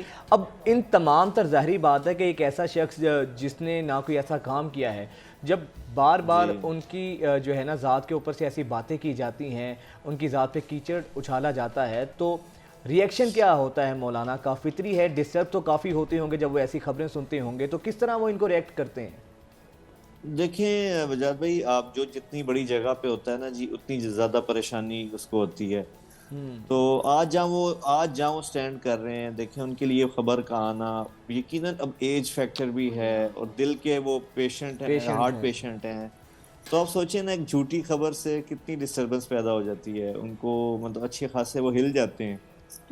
اور پھر آپ دوسری بات یہ دیکھیں کہ ایک ری ایکشن ہوتا ہے کہ انسان اگریسو ہو جائے, وہ تو ان میں وہ چیز ہے ہی نہیں, وہ تو نا اپنے اندر رکھنے والے ہیں باتوں کو, ہمبل طبیعت ہے.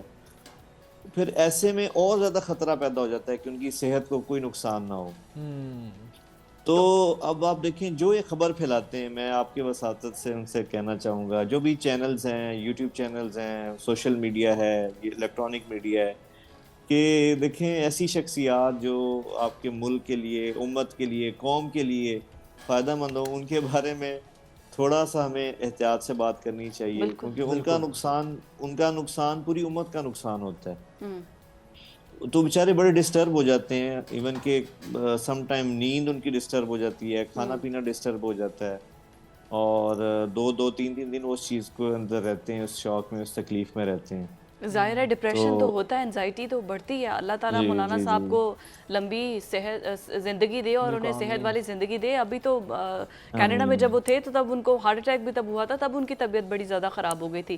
اچھا مجھے یہ بتائیے کہ ابھی میں چاہوں گی کوئکلی اس کو ریپ اپ کرتے ہوئے کہ ایک تو مطالبہ آپ کیا کرتے ہیں حکومت وقت سے بھی، کیا ان کے خلاف کوئی لیگلی، جس نے بھی یہ خبر کی ہے، بریک کی ہے، کوئی لیگلی ایکشن لیا جائے گا آپ کی طرف سے، اور پولیٹیکلی بھی مولانا کو انوالو کرنے کی کوشش کی جا رہی ہے، ان کا نام لیا جا رہا ہے؟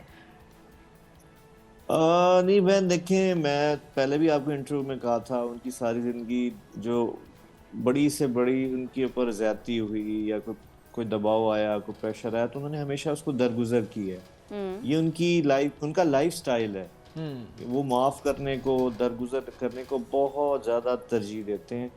تو پہلے بھی کبھی کوئی ایکشن نہیں لیا، نہ آئندہ لینے کا، نہ ابھی لینے کا. صرف ہاں ریکویسٹ ہے. انہوں نے بھی رات ایک پروگرام میں ریکویسٹ کی ہے، میں بھی ریکویسٹ کرتا ہوں آپ کے پلیٹ فارم سے کہ دیکھیں ہمارے ملک کی جو ایسی شخصیات ہیں، جو صرف مولانا نہیں، جو بھی کوئی ہمبل شخصیت ہے، پازیٹیو شخصیت ہے، اس کے بارے میں ہمیں ایک دم ایسی خبر پھیلا دینا کہ اس سے پریشانی پھیل جائے. اور ان کے دیکھیں ماشاءاللہ وجہ تو یہ آپ تو جانتے ہیں، کروڑوں اللہ کا شکر ہے محبت کرنے والے ہیں پاکستان میں، پاکستان سے باہر، ایون کہ غیر مسلم جو اردو سمجھتے ہیں، ہمارے ہندو بھائی، سکھ بھائی. اب میں آپ کو کیا بتاؤں، کل سے انڈیا سے مجھے میسیجز آ رہے تھے ہمارے ہندو بھائیوں کے کہ جی یہ کیا خبر ہے، کیا خبر ہے. اور اسی طرح پوری دنیا سے آنا شروع ہو جاتے ہیں. تو آپ دیکھیں ایک خبر آپ دیتے ہیں اور کتنے لوگ ڈسٹرب ہو جاتے ہیں. یس ایبسلیوٹلی. تو یہ کوئی اچھی بات نہیں ہے. اس سے تو اللہ نے بھی پسند نہیں کرتا، ہمارے نبی نے پسند بھی نہیں کیا. یہ ایذائے مسلم ہے، کسی مسلمان کو تکلیف دینا ہے، اور ہمارے نبی نے اس کے بارے میں بڑے سخت ارشادات فرمائے ہیں کہ جو کسی مسلمان کو بلا وجہ تکلیف دے تو آخرت میں بہت سخت پکڑ ہے اس کی. یہ اسلامک پوائنٹ آف ویو سے بھی غلط ہے اور اخلاقی لحاظ سے بھی انتہا کی غلط چیز ہے کہ کسی کی ذات پہ اس طرح کیچڑ اچھالنا، اس کو پریشان کرنا. یوسف بھائی بہت شکریہ آپ کے وقت کا، آپ کا موقف سامنے آیا، اور بہت اچھی چیز ہے کہ آپ نے بر وقت اپنا موقف جو ہے، مولانا کا موقف جو ہے ہمارے سامنے رکھا. بہت سے لوگ ایسے جو چاہنے والے ہیں مولانا کے ذہن میں شکوک و شبہات جنم لے رہے تھے، ان کو تسلی بخش جواب مل گیا ہوگا آپ کی طرف سے. ناظرین ہمیں ایک بریک کی جانب جانا ہے، حاضر ہوتے ہیں ایک بریک کے بعد.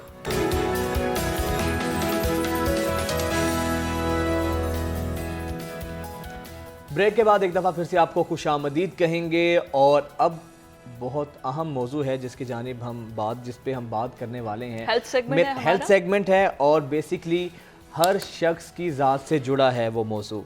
کوئی بھی شخص نہیں چاہتا کہ وہ برا دکھے، اور برا دکھنے کی ایک بنیادی وجہ یہ ہوتی ہے کہ جب آپ میں موٹاپا آتا ہے. اور نہ صرف بڑوں کا مسئلہ ہے، آپ دیکھیں چھوٹے چھوٹے بچے ہیں، نوجوان ہیں، ان میں موٹاپے کی بہت زیادہ شکایات پائی جاتی ہیں. بالکل ایسے. اب موٹاپے کی وجوہات کیا ہیں، علامات کیا ہیں، اور اس کو آپ کس طریقے سے اس موٹاپے سے چھٹکارا پا سکتے ہیں؟ اور اس کے ساتھ موٹاپے کے ساتھ آپ کو پتہ ہے کہ most of the time diabetic patient جو ہوتے ہیں نا، ان کی سب سے بڑی وجہ کاز ڈائبٹیز کی وہ یہی ہوتی ہے. اوبیسٹی ایشو ہوتے ہیں، موٹاپے کی وجہ سے ڈائبیٹک ہو جاتے ہیں وہ پیشنٹ ہو جاتے ہیں. اور یہ موٹاپا واحد چیز ہے جس سے بے شمار ایسی بیماریاں ہیں جو جڑی ہوتی ہیں، اس کی وجہ سے پیدا ہوتی ہیں.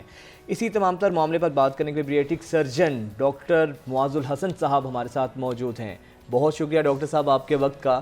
ڈاکٹر صاحب ہر گھر کا یہ مسئلہ ہے، ہر دوسرے نوجوان کا، بزرگ کا، بچے کا یہ مسئلہ ہے کہ موٹاپا جو ہے وہ بہت زیادہ ہو رہا ہے. ایک تو یہ بتائیے کہ سر موٹاپے کی وجوہات کیا ہیں، اور جس طرح میں نے کہا کہ یہ موٹاپا ایسی ایک چیز ہے جس کی وجہ سے بے شمار بیماریاں انٹر لنک ہوتی ہیں، چھٹکارا کیسے سے پایا جا سکتا ہے؟ بسم اللہ الرحمن الرحیم. سب سے بہت بہت شکریہ آپ لوگوں کا. آپ کو پتہ ہے کہ پاکستان میں اور پوری دنیا میں موٹاپا اتنی تیزی سے پھیل رہا ہے، اور اسی کی وجہ سے بہت ساری بیماریاں ہو گئی ہیں. تو آپ کو پتہ ہے کہ ہم کہتے ہیں کہ یہ موٹاپا تمام بیماریوں کی جڑ جڑ ہے. ہے، Yes, کہ سب جو بیماریاں آلموسٹ 80 to 90% اس سے لنکڈ ہیں، کہ اگر آپ اوبیز ہوتے ہو تو آپ کو پتہ ہے آپ کو کیا ہوتا ہے، ڈائبٹیز ہو جاتی ہے، آپ کو کیا ہوتا ہے، ہارٹ کے پرابلم ہو سکتے ہیں، کڈنی کے پرابلم، آپ کے جوڑ جو ہیں وہ خراب ہو جاتے ہیں، فیمیل میں آپ کو پتہ ہے انفرٹیلیٹی ہو جاتی ہے، PCOS ہیں، آپ کی اولاد نہیں ہوتی. تو there lot of other diseases also جو اتنی زیادہ ہیں کہ آپ مطلب چھٹکارا نہیں کر سکتے اگر اپنے آپ کو فٹ نہیں کرتے. کیا. یس. تو موسٹلی کیا ہوتا ہے کہ آپ کو پتہ نہیں چلتا، لوگ کھاتے رہتے ہیں اور پتہ تب چلتا ہے کہ وہ کہتے ہیں یار ہم تو ٹھیک ہیں، ہمیں نہ بلڈ پریشر ہے نہ کچھ ہے، ہمیں کیا فرق پڑتا ہے، دیکھو جی بیشک ہمارا ویٹ ہر سال 10-20 کلو بڑھتا جا رہا ہے، لیکن وہ اس کو سیریس نہیں لیتے. اس کو بیماری ہی نہیں سمجھتے. پتہ تب چلتا ہے جب وہی موٹاپا جب 5-7 سال بعد انہیں شوگر ہو جاتی ہے، انہیں جوڑوں کی تکلیف ہو جاتی ہے، انہیں سانس کا مسئلہ ہو جاتا ہے. سب سے پہلے سانس کی پرابلم ہوتی ہے. آپ سیڑھیاں نہیں چڑھ سکتے. آپ نے اگر چیک کرنا ہے کہ یو آر اوبیز اور ناٹ، تو آپ اگر اسٹیئرس چڑھو گے تو آپ کو پتہ چلے گا یار میں تو 2-3 سیڑھیاں چڑھو گے تو آپ کو سانس چڑھ جائے گا، تو اسے پتہ لگ جائے کہ آپ کا وزن زیادہ ہے، انلیس کہ آپ کو کوئی اور ریسپیریٹری یا ہارٹ کی پرابلم نہ ہو. تو اگر ہمارے پاس کوئی اگر آتا ہے تو جیسے کوئی پیشنٹ آتا ہے تو آلویز آپ کیا کرتے ہو کہ اس کو انویسٹیگیٹ کرتے ہو. ٹھیک ہے یار اس کا جو موٹاپا ہے اس کی عادتوں کی وجہ سے ہے، جو اس کا جو لائف سٹائل ہے وہ جو اس نے سیڈنٹری رکھا ہوا ہے اس کے کھانے کی وجہ ہے، یا کوئی اور ایسی ڈیزیز ہے میڈیکلی جو اس کو وزن اس کا نہیں کم ہونے دے رہی. اب بہت ساری ایسی ڈیزیز ہیں میڈیکل سائنس کے اندر. سب سے زیادہ تھائرائڈ ایشو جو ہے، اگر کوئی کسی کو تھائرائڈ پرابلم ہے تو اب اس میں 2 ٹائپ کے ایشوز آتے ہیں. ایک ہائپر جب گلینڈ زیادہ کام کرتا ہے، ایک ہائپو جب گلینڈ کم کام کرتا ہے. اگر ہائپو تھائرائڈزم ہے تو اٹ مینس کہ آپ کم بھی کھا رہے ہو تو آپ کا وزن بڑھ رہا ہے. اگر کوئی ایک بندہ کم کھا رہا ہے، وہ ڈسپائٹ کہ وہ سب چیزیں کر رہا ہے، ایکسرسائز وغیرہ، اسٹل از گیننگ ویٹ، تو آپ دیکھو گے یار اس کا تھائرائڈ چیک کرو.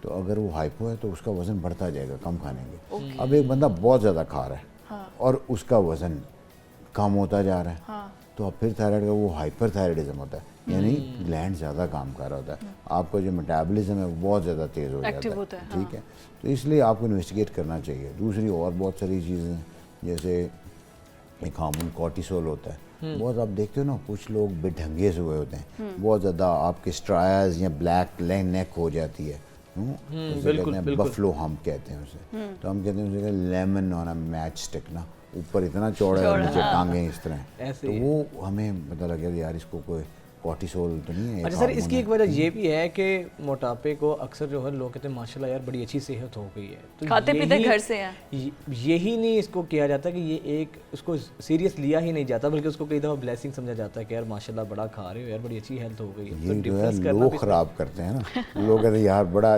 اب جو چھوٹا سا بچہ ہے وہ کہتے ہیں یار اگر ایک بچہ سپوز وہ اس کی ایج ہے 2-2.5 سال، وزن اس کا 25 کلو، کہتے ہیں بچہ بڑا گپلو ہے جی، بڑا اچھا لگ رہا ہے، بڑا کیوٹ لگ رہا ہے. ان کو یہ نہیں پتا کہ انڈر لائنگ میں بھی کوئی ایسی ڈیزیز ہو. اور ابھی پاکستان میں بچوں کی بہت بیماری ہیں. اب اٹس ویری فارچونیٹ کہ جی میں نا بچوں کی بھی کو بھی ڈیل کرتا ہوں، کیونکہ پاکستان میں کوئی بھی بیریاٹک سرجن پیرز اوبیسٹی نہیں کرتا. I'm the only one. ٹھیک ہے، میں نے اتنے سارے بچے بھی آپریٹ کیے ہیں جس میں heaviest child in the world بھی ہے، جو بچہ 200 کلو کا تھا، دنیا کا سب سے موٹا بچہ 10 سال کی ایج میں، اور پاکستانی 200 کلو کا تھا. 200 کلو یعنی 400 پاؤنڈ. Oh my God. اب وہ اس کا ویٹ ہے 100 kg. تو یہ ورلڈ ریکارڈ. یعنی کہ اس کا کریڈٹ بھی آپ کو ہی جاتا ہے، آپ نے اس کا سارا ٹریٹمنٹ وغیرہ کیا ہے. تو میں نے بس یہ اوبیسٹی کے اس میں سب سے امپورٹنٹ یہی ہے کہ آپ نے ہر بندے کی سرجری نہیں کرنی. ہاں میں یہی پوچھنے لگی تھی کہ یہ کچھ میڈیکیشن سے بھی پروپورشن سے اس کو ایڈجسٹ کر سکتے ہیں، یا آپ چونکہ سرجن ہے تو لوگ جاتے ہوئے بھی ڈرتے ہیں کہ شاید جاتے ہی آپ کو ملیں گے تو آپ بیڈ پر لٹا دیں گے جی علاج ہی اس کا صرف آپریشن ہے. اچھا جو ڈاکٹر ہوتا ہے نا ہمیشہ اگر if you are well qualified، میں ایک سمپل ایک بولتا ہوں، surgeon is a physician who can operate. Okay, ٹھیک ہے، فزیشین تو سرجن نہیں ہوتا، نہیں ہوتے نا. سرجن اچھا سرجن ہوا ہے جو اچھا فزیشین بھی ہے. Physician آپ نے ہر کسی کو آپریٹ نہیں کرنا. بہت سارے ایسے لوگ ہیں جنہیں آپ دیکھ رہے ہو جیسے میڈیکل ایشوز ہیں، پہلے ان کو ٹیکل کرنا ہے، یا جن کے ویٹ بہت زیادہ ہے ہم نے پہلے کوشش کرنی ہے، تھوڑی سی ڈائٹ دی، ان کا ویٹ کم کیا. اب لیکن ایسے لوگ جن کو ڈائبٹیز ہو گئی ہے، جن کو جس کسی کی اولاد ہی نہیں ہے 15-20 سال سے، اس کو PCOS ہیں. اب کسی کو کڈنی کے پرابلمز آ رہے ہیں, جوڑوں کے پرابلم آ رہے ہیں, اب اس میں تو آپ کو یہ دیکھو گے نا یار یہ اس کو تو ضرورت ہے, اس میں پھر اگر آپ اور ڈیلے کرتے ہو تو وہ اور زیادہ اس میں جاتا ہے, پھر وہ اس قابل ہی نہیں ہوتے کہ آپ اس کو کچھ کر سکیں. کمپلیکیشنز اور یہ جو سرجری ہے جب ہم لوگ کرتے ہیں, اب اسے میٹابولک سرجری کہتے ہیں. میٹابولک مینس جو آپ کے میٹابولزم سے پلے کرتی ہے, جو آپ کی ڈائبٹیز ٹھیک کرتی ہے, آپ کی تھائرائڈ کی میڈیکیشن ریڈیوس ہو جائیں گے, آپ کی دوسری جو آپ کی ریکوائرمنٹ ہے انسولین کی اسے ختم کرتا ہے. بیسکلی یہ جو اب آگے جو میں آؤں گا جو ڈیٹیل میں سرجری کے کتنے ٹائپس کی ہیں کیا ہے تو وہ یو نو, لیکن موسٹلی اٹس ویری سیف کہ جن کو کرنی آتی ہے. لیکن سب سے امپورٹنٹ کیا ہے, ایسا بندہ آپ ہمیشہ وہ لوگ ایسے ان لوگوں کے پاس جائیں جن کو کرنا آتا ہے. اگر نہیں آتا تو there are lot of complication. ٹھیک ہے, آپ ایون ود سرجری آپ کی جان وغیرہ بھی جا سکتی ہے اگر کسی کو نہ کرنی ہے. ٹھیک ہے, کیونکہ کمپلیکیشنز ایسی ہوتی ہیں جو بعد میں ڈیزاسٹر ہوتا ہے. تو اس لیے بہت امپورٹنٹ ہے کہ آپ وہ ہمیشہ لوگ آپ سرچ کریں, دیکھو یار یہ بندہ کیسا ہے, کتنے آپریٹ کیا. اور یہ کوئی سیشنز ہوتے ہیں کہ مطلب یا صرف ایک ہی آپریشن میں؟ نہیں, ایک ہی آپریشن ہوتا ہے, آپ اسی میں کرتے ہو, انلیس کہ کوئی بہت جو سپر اوبیز ہوں جن کا بی ایم آئی بہت زیادہ ہوتا ہے, سپوز مور دین 40, تو ان کو ہم کیا کرتے ہیں کہ اگر سپوز کسی کا وزن 300 کلو ہے یا 400 کلو ہے تو ان کو آپ اسٹیج سرجری بھی کر سکتے ہو. پہلے ایک آپریشن کیا تاکہ اس کا 100 کلو کم ہو گیا, پھر دوسرا کر دیا.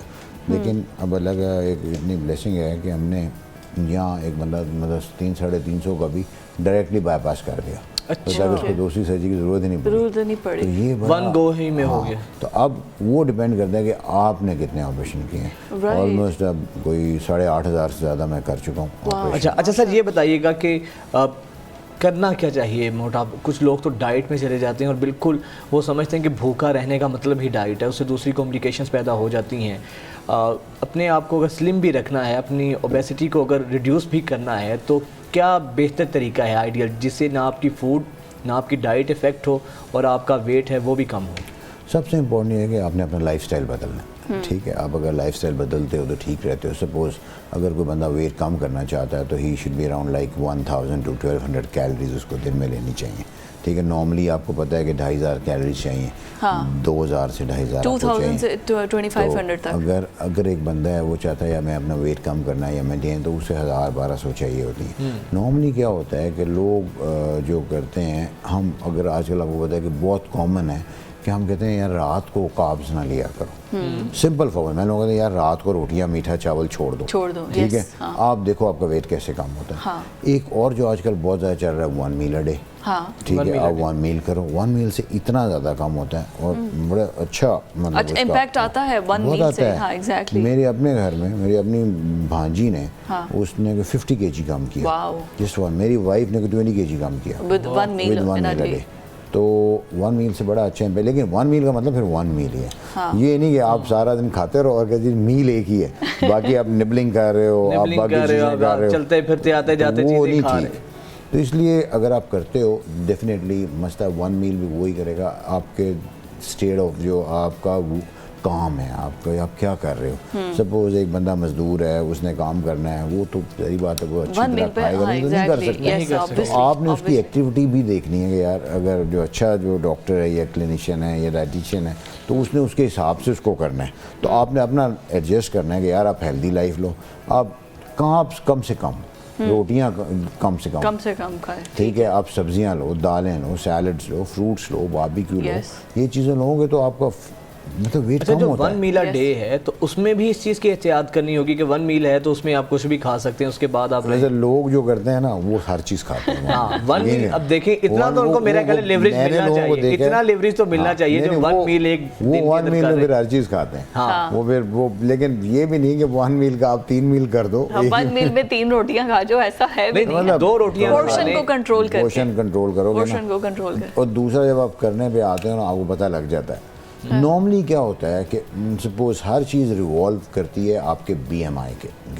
بی ایم آئی کیا ہوتا ہے؟ باڈی میس انڈیکس, آپ کے ویٹ اور آپ کے ہائٹ کی ratio. Normal B M I is 19 to 23. اگر کسی کا 27.5-6 ہو جائے تو ہم کہتے ہیں اوور ویٹ ہے. 30 ہو جائے ہم کہتے ہیں اوبیز ہے. 35 ہوتے ہیں ہم کہتے ہیں موربڈ اوبیز. 40 کہتے ہیں سپر اوبیز. میں کہتا ہوں اللہ حافظ ہے اس کا 40 ہے. گریڈ 1 30 ہے BMI, grade 2 35 سے اوپر, grade 3 آپ کا 40 سے اوپر جو obesity اور یہ BMI دیکھ کیسے سکتے ہیں خود I guess وہ ویٹ اور ہائٹ کی ریشو میں. ہاں, آپ کا جو wait in kg, height in matter square. Suppose اگر آپ کا ویٹ ہے سپوز 60 جتنا بھی ہے, تو اگر آپ کی ہائٹ ہے 5'4", آپ اوپر 60 رکھو گے, نیچے 5'4" مینس کہ تقریباً 150 سینٹی میٹر, تو 1.5 ہو گیا تھا. اس کو ڈبل کر دیں, ٹھیک ہے, اور اس کو ویٹ کو ڈیوائڈ جب اس سے کرو گے تو آپ کا BMI نکلے گا. تو اب جو اور بھی زیادہ جو چیز ہے وہ ہے آپ کا ویٹ, جو آپ کا ویسٹ سرکمفرنس. اب فیمیل میں اگر کسی کی ویسٹ 29 سے زیادہ ہے تو وہ 20 ہے. ویٹ بھی جب اس کا 60 ہو, یہ تو آپ نے بڑی خواتین کو امتحان میں ڈال دیا اتنا. اور میل میں اگر کسی کا 35 سے زیادہ اگر کسی کی ویسٹ ہے تو وہ 20 ہے. کیونکہ آپ کی جو ایکسٹرا جو فیٹ ہے آپ کی جو ابڈومینل فیٹ ہے, they act like a missile. وہ اس میں سے ہارمونز نکلتے ہیں جو آپ کی کڈنی پہ, آپ کے ہارٹ پہ, آپ کی باقی جگہ پہ افیکٹ کرتے ہیں. تو آپ کو بڑا کیئرفل رہنا پڑتا ہے یار یہاں فیٹ نہ ہو. اب نا اتنی بڑی توند ہوتی ہے, ویٹ بھی 60 ہو 70, تو وہ 20 ہے. تو وہ مطلب اس کے لیے وہ ڈینجر. آپ کی فیٹ جو آپ کی تھائز پہ ہے, آپ کے چیسٹ پہ ہے, باقی جگہ پہ ہے, تو وہ ڈینجرس اتنی نہیں ہے جو جتنی کہاں ہے ڈومینل فیٹ. تو ڈومینل فیٹ جو ہے نا وہ مطلب بڑی. اچھا سر یہ بتائیں کہ جو بے شمار خواتین ہیں جو اس وقت ہمیں دیکھ رہی ہیں, اپنے گھر میں ہوتی ہیں, زیادہ ان کی فزیکل ایکٹیویٹی بھی ایسا نہیں ہوتی, کوکنگ کر لی یا گھر کے کچھ کام کاج کر لیے, ان کو کیا سجیسٹ کریں گے آپ کہ وہ کس طرح سے اپنا ویٹ ریڈیوس کر سکتی ہیں گھر میں رہ کے؟ ان کو سب سے امپورٹنٹ ہے کہ اپنا لائف سٹائل بدلیں. اپنا اگر آپ کھانا کھا رہے ہو, سپوز آپ کوشش کرو کہ رات کو نہ کھاؤ, کوشش کرو 8-9 بجے کے بعد رات کو کھانا نہ کھائیں. یہ رات کو جو کریونگ ہوتی ہے نا وہ بڑی ساری جو آپ کو پتہ ہے جو بلڈنگ پروسیس ہیں باڈی کے وہ رات کو شروع ہوتے ہیں 11-12 بجے کے بعد. آپ کے لیور کی بلڈنگ, آپ کی جو ڈیٹاکسیفیکیشن ہے باڈی, اسی لیے آپ کو پتہ ہے نا اللہ تعالیٰ نے روزے کیوں رکھے ہیں؟ ڈیٹاکسیفائی کرنے کے لیے. ابھی سائنس تو اب اس پہ آ رہی ہے نا, تو یہ تو اتنے مسلم آپ اتنی دیر سے آپ کر رہے ہو تو یہ آپ کی باڈی کو ریسٹ ملتا ہے. تو آپ نے ریسٹ تو دینا ہی دینا ہے نا, کوشش کریں ریسٹ دیں اپنی باڈی کو. اگر دیکھو جی سمپل ہے, میں تو لوگوں کو کہتا ہوں یار اتنا آسان ہے 12 گھنٹے کی فاسٹنگ. آپ رات 8 بجے کھال دو, صبح 8 بجے تک تو ویسے ہی 12 گھنٹے ہو جاتے ہیں, تو وہ اتنا مسئلہ ہی نہیں ہوتا 12. تو اس کو پھر آپ 14 پہ لے جاؤ, 10 بجے تک کر دو, 10 بجے کھا لو, ٹھیک ہے. جو موٹے ہیں وہ پھر 16 پہ بھی چلے جاتے ہیں. اچھا جو ہم لوگ ہیں اچھا اس دوران پانی پی سکتے ہیں؟ ہاں پانی وغیرہ پی سکتے ہیں آپ. ویسے بھی وہ بھی اب گرین مووی لے سکتے ہو, یہ بڑا نیچرل ہے, نارمل ہے. آئی گیس 8-9 بجے تک تو ویسے ہی سارا ڈنر وائنڈ اپ کر کے صبح 8-9-10 بجے تک ہی بریکفاسٹ کرتے ہیں. یہ کوئی اتنا مشکل کام بھی نہیں ہے. مطلب میں نے خود تھوڑا سا یہ اوائڈ کیا, میں نے 6-7 kg اس طرح ہی کم کر لیا کہ یار مطلب جب بھی کرنا ہوتا ہے آپ آرام سے کر لیتے ہو. تو آپ تھوڑا سا یہ اوائڈ کرو, روٹیاں بند کرو نا, ایسا پتلا ہوتا ہے بندہ. لوگ کہتے ہیں نہیں روٹی نہیں چھوڑنی. میں نے کہا یار باہر اتنے لوگ ہیں روٹی نہیں کھاتے, اب روٹی چاول ٹھیک ہے 1-2 دن کھا لو, 4-5 دن تو چھوڑ دو کم از کم. روٹی اور چاول ان کو کم از کم آپ کو الٹرنیٹیو ڈیز میں کھا لے, ایک دن چھوڑ کے ایک دن. اب جو لوگ یہ کم نہیں کر سکتے, اب جو آگے کوشچن ہے, جو لوگ کم نہیں کر سکتے, سپوز وہ کہتے ہیں کہ we have done everything یا پھر بھی کم نہیں ہو رہا, میرے پاس لوگ یا ڈاکٹر صاحب کر لیا جی سب چیزیں, سب چھوڑ لیا, ڈائٹنگ بھی کر لیا, اب آپریشن کرو اور کچھ نہیں ہے. مطلب وہ تھک ہار کے آتے ہیں میرے پاس, ٹھیک ہے. تو آلموسٹ پوری دنیا سے یقین کریں 15 to 20 اوورسیز آتے ہیں ہر مہینے, from US, from UK, from all over the world. India سے تک لوگ آئے ہیں جن کے آپریشن ہے ہمارا, کہ انڈیا کتنی بیریٹک سرجری ہوتی ہے. تو اب ہم نے ہر کسی کا نہیں کرنا. اگر کوئی بندہ ڈائبیٹک ہے, ٹھیک ہے, اگر اس کا BMI 27.5 سے زیادہ ہے, اب دیکھیں 27.5 بہت کم ہے, لیکن وہ ڈائبیٹک ہے اور اس کی شوگر آپ کی دوائیوں سے ٹھیک نہیں ہو رہی, ٹھیک ہے, تو آپ اس کی سرجری کرو گے, ٹھیک ہے. اگر کوئی بندہ 30+ ہے اور اسے باقی بیماریاں ہیں, آپ کو کوئی کڈنی کے ایشوز ہیں, آپ کے جو ہے جوڑوں کے آپ کے ایشوز ہیں, آپ کو انفرٹیلیٹی ہے, PCOs ہیں, تو وہ ڈسپائٹ آف آل دیٹ وہ نہیں کنٹرول کر سکتا, بیکاز کہتے ہیں کچھ لوگ نہیں ہوتے ہیں ان سے کنٹرول. تو پھر ان کے لیے بلیسنگ ہے کہ آپ ان کی یہ والے آپریشن کرتے ہیں. اور اس میں ریکوری پھر کتنی دیر کے بعد ہوتی ہے؟ آپ یہ لیپروسکوپک سرجری ہوتی ہے, چھوٹے چھوٹے ہولز ہوتے ہیں, آپ نے کوئی پیٹ نہیں کھولنا, تو اٹ ٹیکس لائک 15-20 منٹ سے لے کے 1 گھنٹے تک ڈفرینٹ آپریشنز ہوتے ہیں. تو آپ وہ کرتے ہو ڈپینڈنگ آن کسی کا کیا کرنا ہے, وہ میں تھوڑا سا آپ کو اگر ٹائم ہو تو میں بتا دوں گا کہ کون سے ہوتے ہیں. تو اس میں پھر کیا ہوتا ہے کہ آپ کا ویٹ 60% 6 ماہ میں کم ہو جاتا ہے, ایکسٹرا ویٹ جو ہے. سپوز اگر 6 ماہ میں 60% ویٹ ایکسٹرا بیگیج آپ کا اتر جاتا ہے. سپوز اگر کسی کا ویٹ 120 کلو ہے, اس کا ہونا 70 چاہیے, تو اس کا 50 کلو زیادہ ہے نا تو اس کا 60% مین 30-35 کی جو کلو جو ہے وہ 6 ماہ میں کم ہو جائے گا. یعنی جتنا زیادہ کسی کا ویٹ ہوگا اتنا جلدی کم ہوگا. تو یہ اور اگر کسی کی ڈائبٹیز ہی ختم ہو جائے, اتنے لوگ ہیں جن کی شوگر ختم ہو جائے, اتنے لوگ یقین کریں کوئی یہ کوئی 1000 سے زیادہ مریض ہیں جو میں شوگر والے جو آپریٹ کیے ہیں جن کو بعد میں ڈائبٹک پیشنٹ وہ انسولین مل نہیں رہے, جن کی جینز میں اوبیسٹی ہوتی ہے تو وہ بھی کم کر سکتے ہیں, ان کو تو تحفے میں ملی ہے. نہیں بے شک جینز بھی ہیں, جینز بھی آپ کا لائف سٹائل اور یہ پھر آپ کو تھوڑا ایکسٹرا ایفرٹ کرنی پڑتی ہے, ایکسٹرا ایفرٹ کرنی آپ کا, لیکن ویٹ کم ہوتا ہے. اگر آپ لائف سٹائل بدلتے ہو تو ڈیفینیٹلی آپ کا کم ہوتا ہے. اور اس سے کیا ہوتا ہے, اس سرجری سے یہ ہے کہ ہم نے کچھ ایسے میکنزم ہوتے ہیں جس طرح آپ اسٹمک کا پورشن کم کرتے ہو تو وہ ایک تو سلیو ہوتی ہے, ایک آپریشن جو کامن ہے. بیسکلی 2 ٹائپ کے یہ آپریشن ہوتے ہیں, ایک کا نام ہوتا ہے ریسٹرکٹیو, ایک کا میل ابزاربٹیو. ریسٹرکٹیو جیسے نام انڈیکیٹ کر رہا ہے کہ کسی چیز کا سائز کم کر, ٹھیک ہے, اٹ مین اسٹمک کا سائز کم کر دیا اسے کہتے ہیں. ایک ریسٹرکٹیو میں 2 تھا, ایک سلیو اور بینڈ. بینڈ ختم ہو گیا پوری دنیا میں, تو آپ سلیو جو کرتے ہیں, سلیو میں کیا ہوتا ہے کہ آپ کا نا 70-80% اسٹمک کا سائز کم کر دیتے ہیں, اسکویز کر دیتے ہیں. اس سے آپ کھاتے ہی کم ہو, لیکن اس میں بعد میں آپ کو وائٹامن منرلز لینے پڑتے ہیں. سلیو کا ڈرا بیک یہ ہے کہ اگر کسی کا وزن 100-110 ہے تو سلیو از ویری گڈ, اور ڈائبٹیز 3-4 سال سے کم ہے, 5 سال تک تو سلیو بڑا اچھا کام کرتا ہے. لیکن پوری دنیا میں سلیو کا ریگین ہے, جنہوں نے پیشنٹ سلیو کرائے ہیں نہیں کھا رہے, تو اسی وجہ سے اب دوسرا بائی پاس آ گئے ہیں. جو اب جو موسٹ کامن ایک اور ہے اس کا نام ہے منی گیسٹرک بائی پاس. لیکن اصل چیز یہ ہے کہ آپ کو اپنا طرز زندگی بدلنا ہوگا ڈاکٹر صاحب, تو بدلنا پڑے گا, وہ مسٹ ہے. بہت شکریہ آپ کے وقت کا. ہمیں اجازت دیجیے, کل پھر انشاءاللہ میں حاضر ہوں گے. اللہ حافظ.